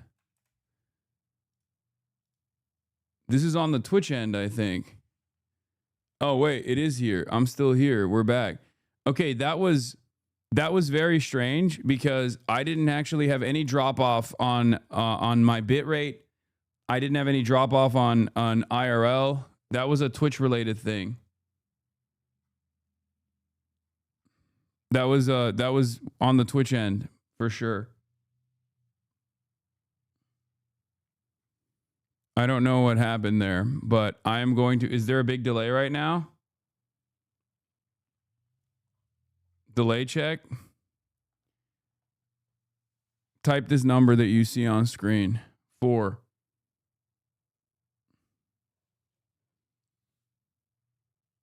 Okay, the delay is not that big. It's like 3 to 4 seconds.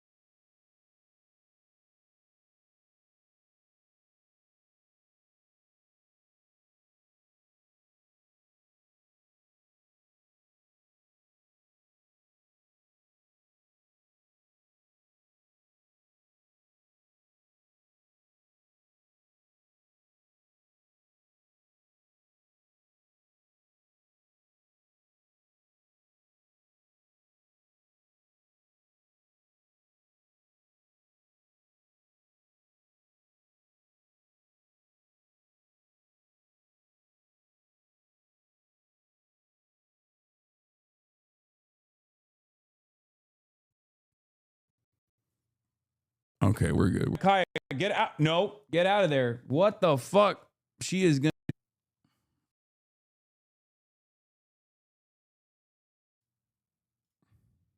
Hello? Hello, hello, hello? Can you hear me? Hello? I don't know what it is. It's not, my bit rate is fine.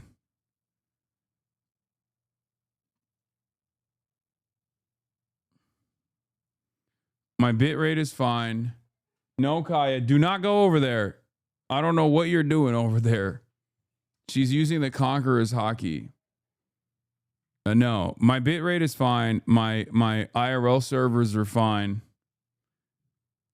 But for some weird reason, the video randomly freezes. I don't know why. I can see it on my end. I don't know what the fuck's going on. But my internet is fine. Yeah.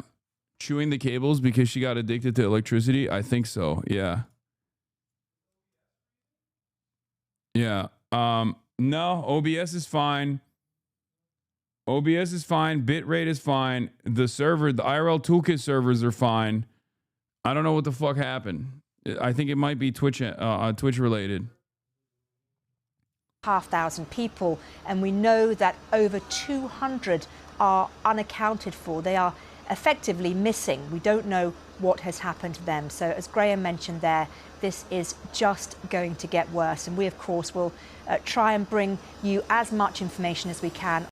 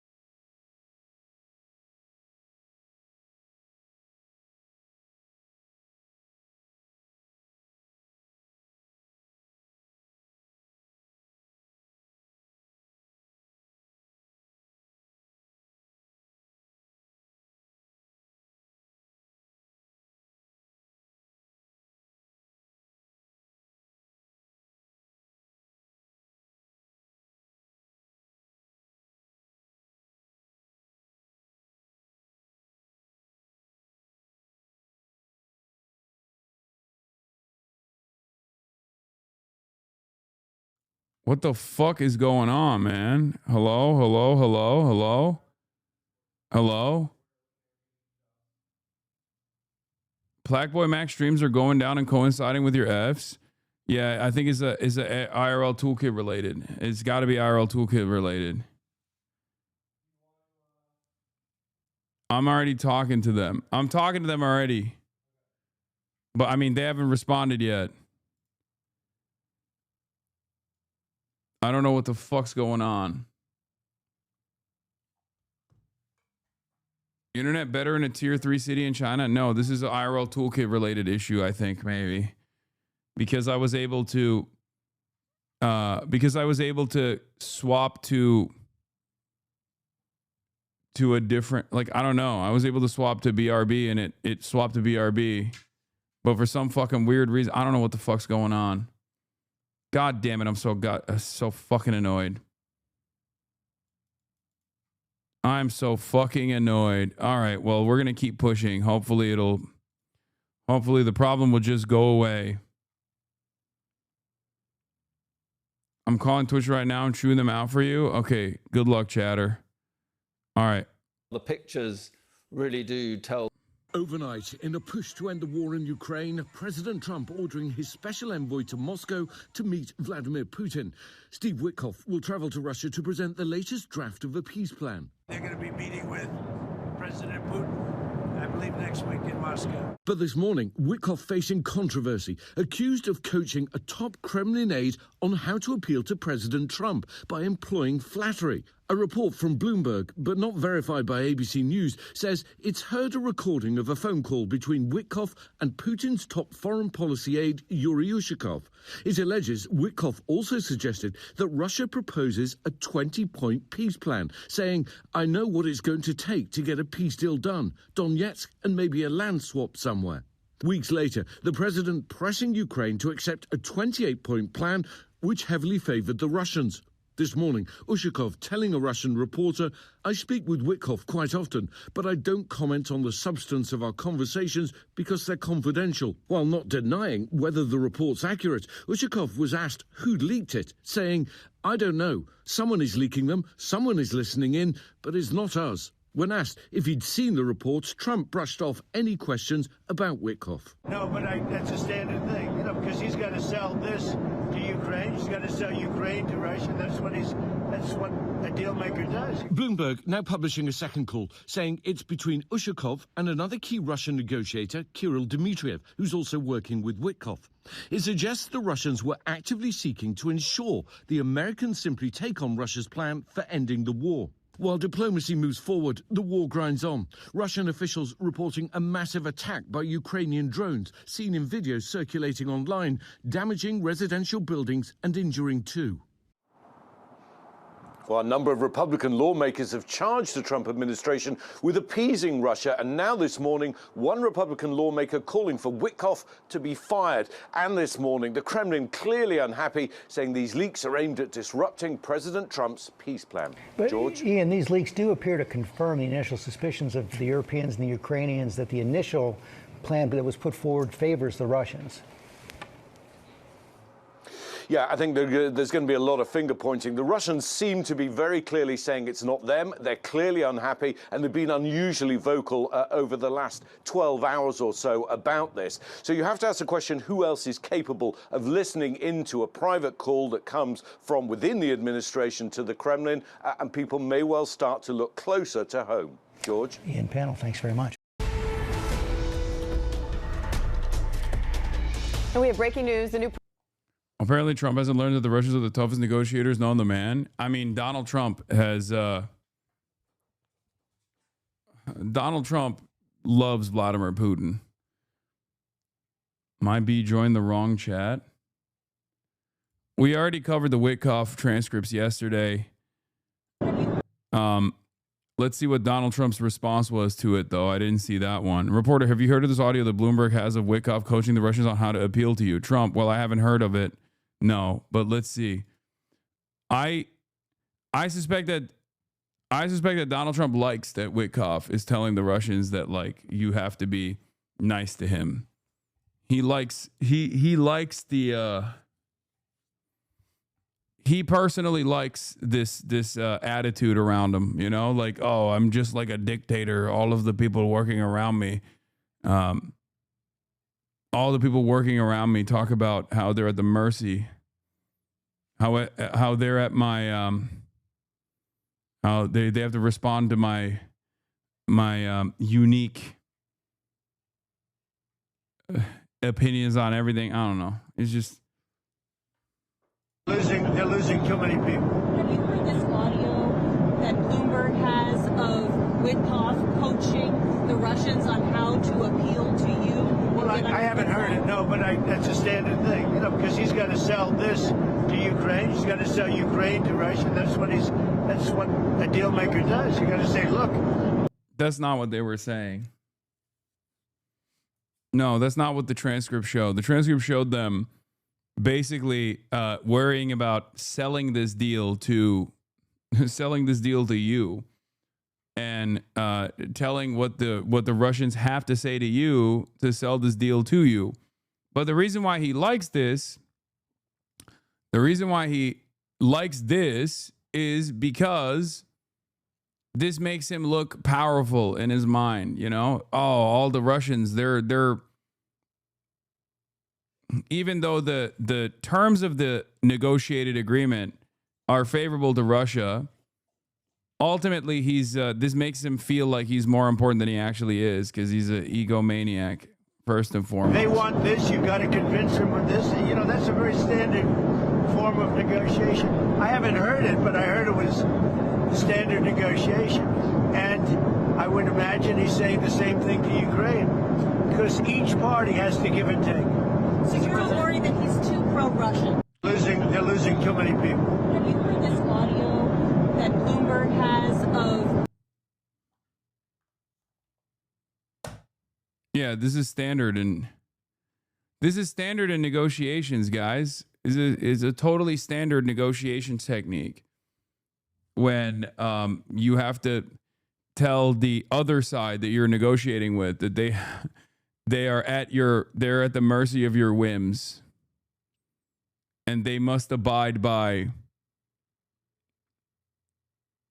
whatever the fuck your needs are at any given moment.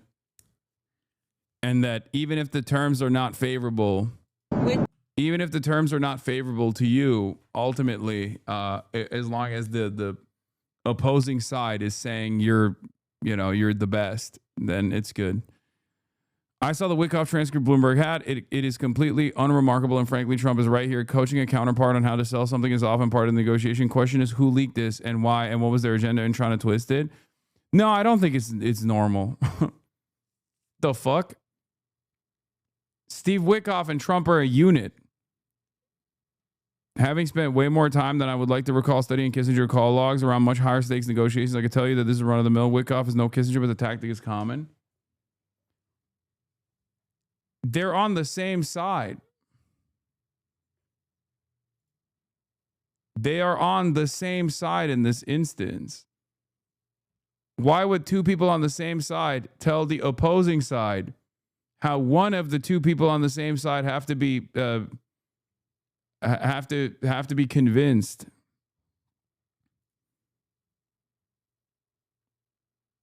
Maybe in a business deal, but this isn't geopolitics.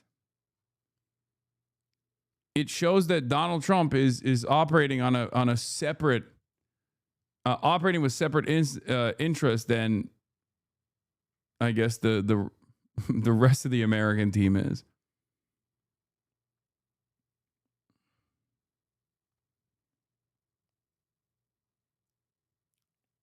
Anyway. Yeah, the Georgia prosecutor dropped the election interference case against Trump and others. Big W for Trump. I'm just going to skip that one. I don't really care about that. FDNY commissioner says faith is a factor in leaving role after the Mamdani win and says it's an emotional decision. I mean, this guy was already fucking bad news anyway, but let's take a look. New York, with the largest police and fire departments in the country and a more than $100 billion budget, New York is a very tough city to govern, and it can be even more so when incoming Mayor Zohran Mamdani has apologized for past calls to defund the police. Another fake win for the admin. Okay, that's what that is. Last week, in a closely watched decision, Police Commissioner Jessica Tisch said she had accepted the mayor-elect's offer to stay in her job. But Fire Commissioner Robert Tucker announced his resignation effective December 19th, just hours after Mamdani was elected. Both leaders are Jewish, and in his first interview since deciding to leave, Tucker told me his faith is... Dude. Barry Weiss at it again. Okay? This guy is notoriously corrupt. The very fact that you guys are interviewing him directly, the very fact that CBS News is interviewing him directly as though he is some sort of like consequential figurehead in this admin and has like serious gripes with Zohran Mamdani's incoming mayoral administration is so fucking pathetic and so stupid. Okay?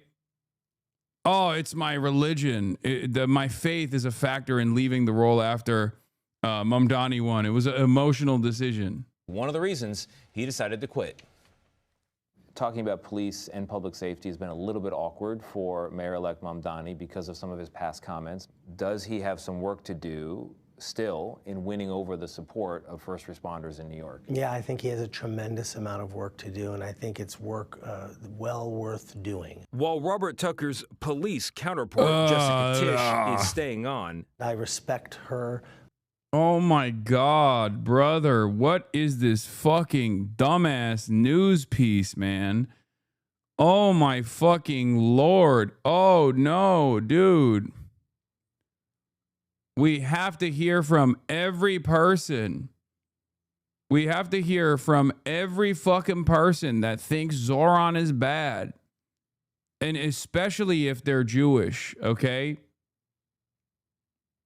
Like, what are we doing here? Oh, your faith is what guided you. Your faith is what motivated you. Oh no.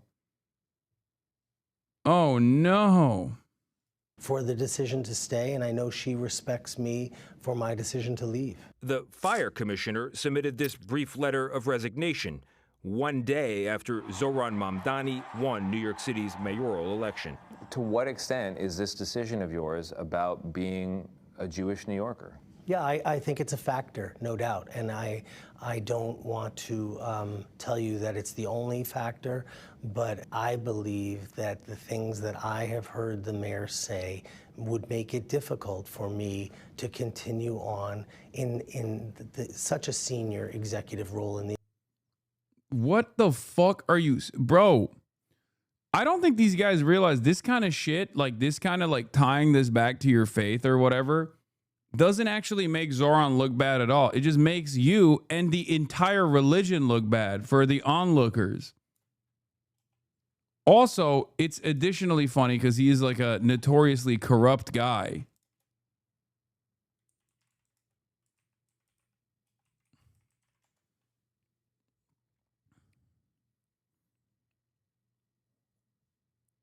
The former FDNY chief got 3 years in prison for taking bribes to fast-track safety inspections. Okay, this was all the way back in.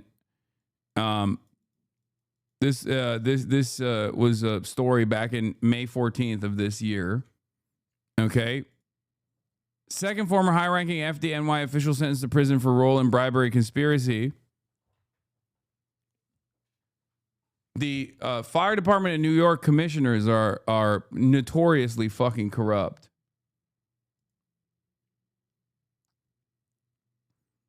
Just discovering that New York City's current fire commissioner, who is resigning over Zoran Mamdani's position on Israel, has zero firefighter experience and was appointed by Mayor Eric Adams after making a donation to Adams. To borrow a line from Brad Lander, good fucking riddance.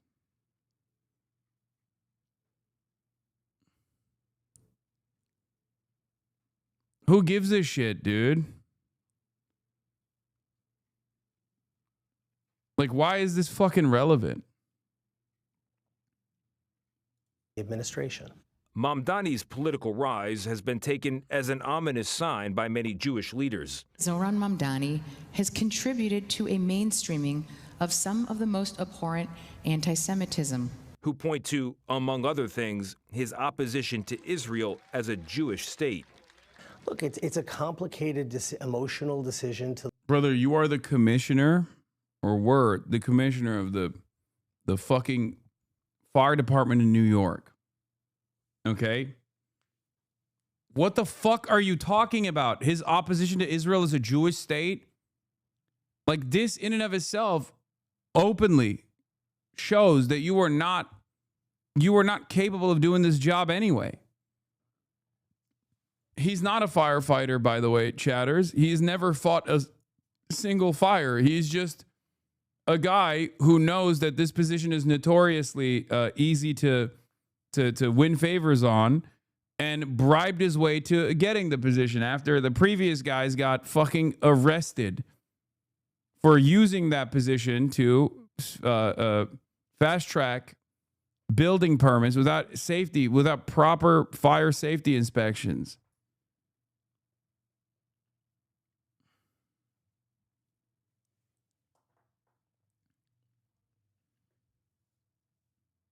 Notice how being a Jewish leader has never been an Islamic issue, but the other way around is a Jewish issue, yet somehow Muslims are the intolerant ones. It's not even a thing. These are fucking dipshits who think they can masquerade, who think they can carefully crafted Islamophobic narrative while shielding themselves and making it seem as though this is a disagreement in their faith. Can you imagine a Muslim fire department commissioner turning around and being like, yeah, oh, our mayor's a Jew? Sorry. I can't fucking do that. Did you already cover the Barry Weiss clip about you? Yes, I did it yesterday. Like, can you imagine? That would be fucking insane. Also, this has nothing to do with Judaism. This fucking dickhead is just simply saying that it has something to do with his Jewish faith. It's ridiculous. It's insane. And I think most people don't actually look at this and go, wow, well, this actually lends credibility to the fears that a lot of Jewish New Yorkers feel about Zohran Mamdani. No, it makes people go, okay, what's up with these Jews? That's what people say. It breeds anti-Semitism. Okay? For the onlookers, they look at this, who aren't brain broken by pro-Israel sentiment. The onlookers that look at this go, what the fuck is this guy saying? What's up with Jews is the question that they ask. That's how you become more hostile to Judaism, Jewish people in general. But ideologically, there's no doubt that the mayor and I disagree on some very fundamental things to me. Tucker. Yes, Zohran, as the Islamic-style jihadist, wants fires to continue burning. I, as a Jewish commissioner of the fire department of New York, obviously don't want fires to continue burning buildings. This is the fundamental disagreement that we have. And others aren't convinced by the mayor-elect's words of reassurance.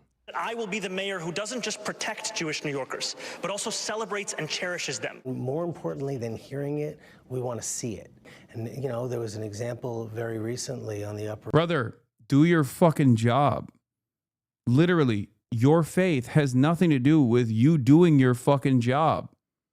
What the fuck is this conversation? Dude, it doesn't matter. No matter what I say, obviously, Zionists are not going to listen to me because a big part of Zionism revolves around Islamophobia. And you know, my background, it becomes a filter for many Zionists. Like, they just literally will refuse to hear me say this. Okay? But this kind of pairing is not working anymore. The faster you realize that, and the faster you craft a new narrative, the better it will be for all of the Jews who aren't Zionists, who aren't as fucking invested in the state of Israel being an ethno-state. Okay? I know you don't care personally, but I'm sure you have relatives that are going to be falsely maligned in this regard. It is so fucking stupid. It's like if a Muslim candidate or a Muslim New York police department commissioner and a fire department commissioner was running around being like, as a Muslim, I think the criticisms against ISIS are very Islamophobic. I can't believe it. As a Muslim, I can't work with a Jewish mayor. As a Muslim, I can't do this. As a Muslim, I can't do that. Why is everybody being so Islamophobic against Al-Qaeda and ISIS? Okay? That's the way people read it, because people don't fuck with Israel anymore.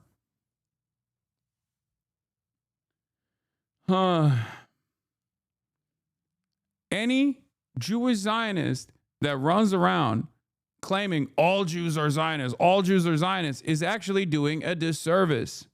Okay? They are doing a disservice. They are making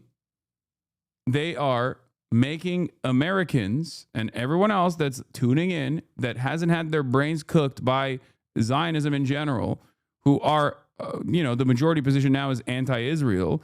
They're making all those anti-Israel people go, okay, I guess all Jews are Zionists. All right, well, then, I'm against all Jews now because I'm against Israel. Like, this is a ridiculous thing to say and do. What about you, people starving while you earn money? You're right. You're right. I should not be earning money when other people are starving. You also earn money while people starve, for the record. Everybody does that. This is not a normal standard to apply to any human being, I think. Very confusing. But thank you. Thank you for the incredible retort. Oh my God, Farley. Oh my God.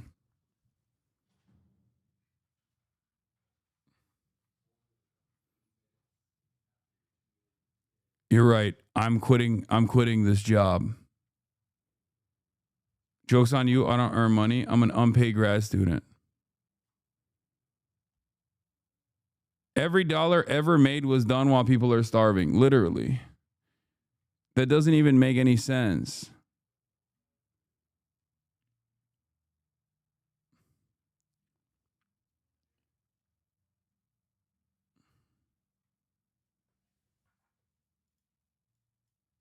Why did these guys never have a follow-up?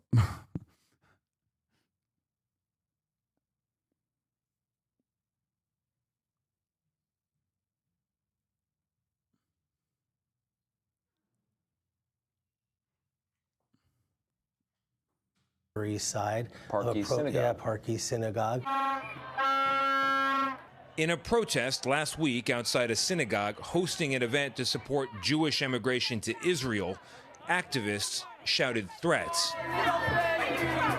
A Mamdani spokesperson was What's later... your problem with Jews having their one country? I mean, where do I fucking begin?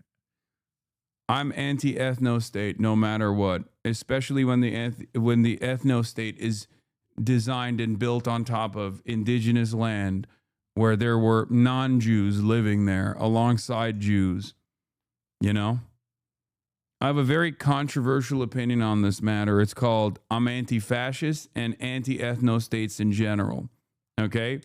And before you say Japan, I don't have any disagreements there either. Japan is literally cooking itself alive at this point because of its incredibly xenophobic anti-immigrant attitudes. So, you know, it's bad.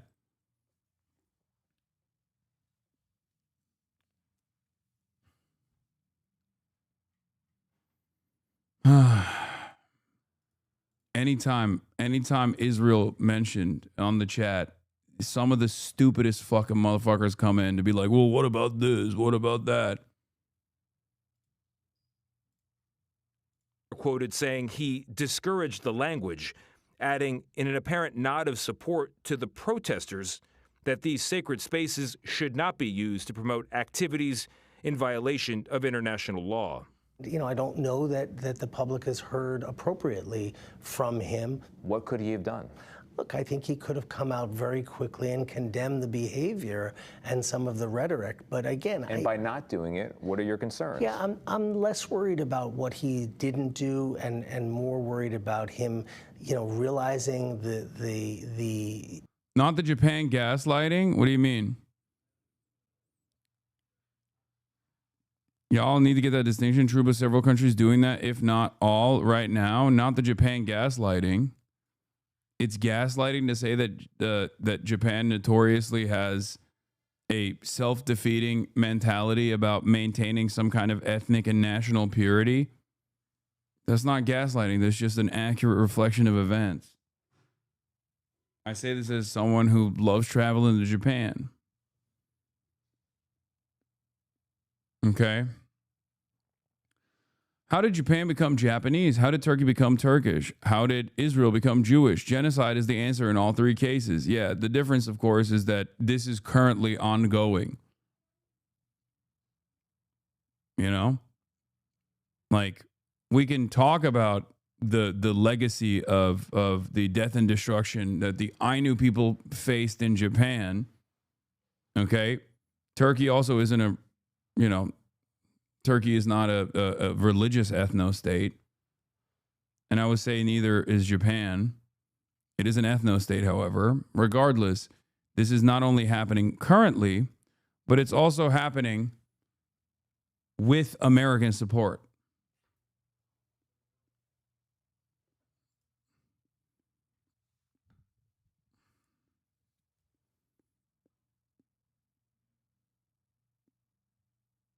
Does interviews two annoying freaks saying yes to each other meme? Yeah. enormity of his job. inside headquarters in Brooklyn. This is the nucleus of how we run the department.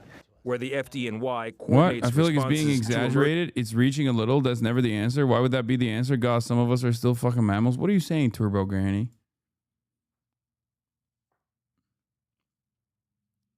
Yeah. There's a hit piece on Zohran Mamdani. Tucker knew he was going to be fired because he's an unqualified hack. 6 weeks before Tucker's appointment last August 8th, employees of a security business made political contributions to Mayor Adams on the same day. No mention of that.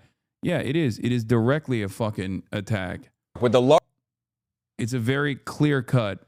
It's a very clear cut attack, and much like many of the Barry Weiss related news pieces, it got very little motion.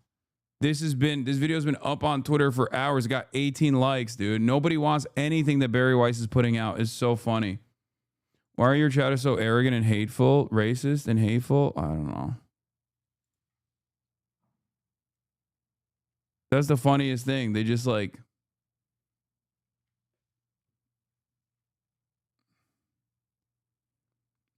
Barry Weiss is not only getting paid to do Hasbara, getting paid to try and make people pro-Israel, but she's also failing to do so because she's so goddamn incompetent. It's really funny. But yeah, Tony DeCoppel, Tony Double Cirque is Barry's strongest soldier.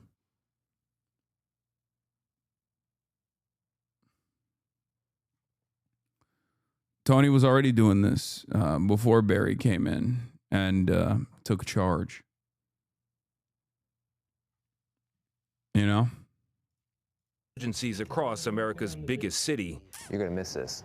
Very much. Tucker says they're still waiting for outreach from Mamdani. That I haven't had any personal conversations with the mayor-elect. I haven't heard from anyone in his incoming administration, nor has the department.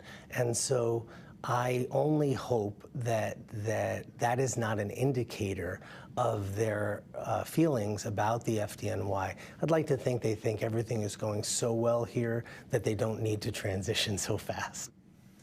Well, things are going well at the fire department. I mean, look, it's a great department. I want to point out that Robert Tucker, the commissioner there, he loves his job. He loves the people he's working with. He quit. Why would they reach out? They got shit to do.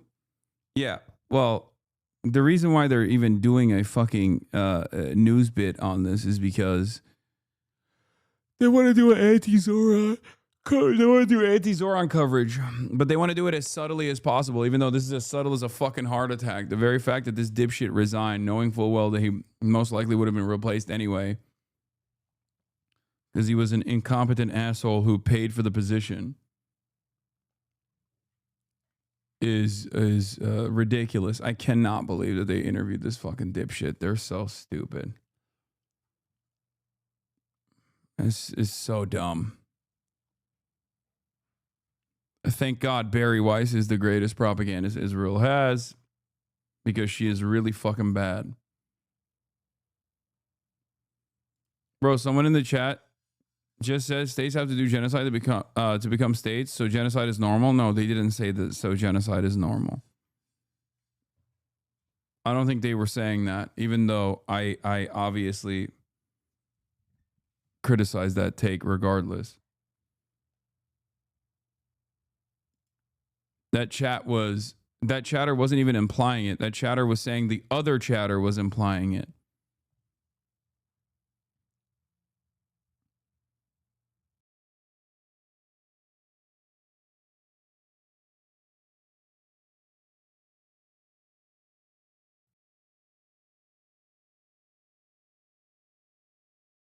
Okay. Anyway.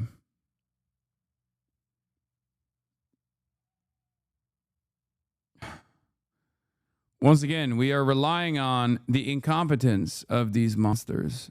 And luckily, they are very incompetent. Another F? Really? Another one? What the fuck is happening, bro?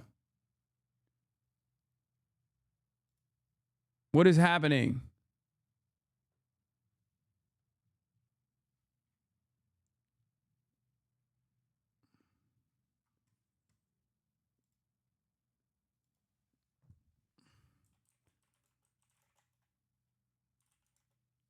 can't figure out if Twitch side or IRL toolkit, even though IRL toolkit shows no issues.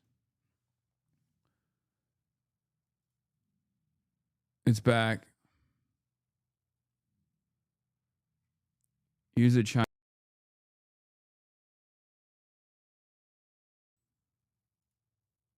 Okay.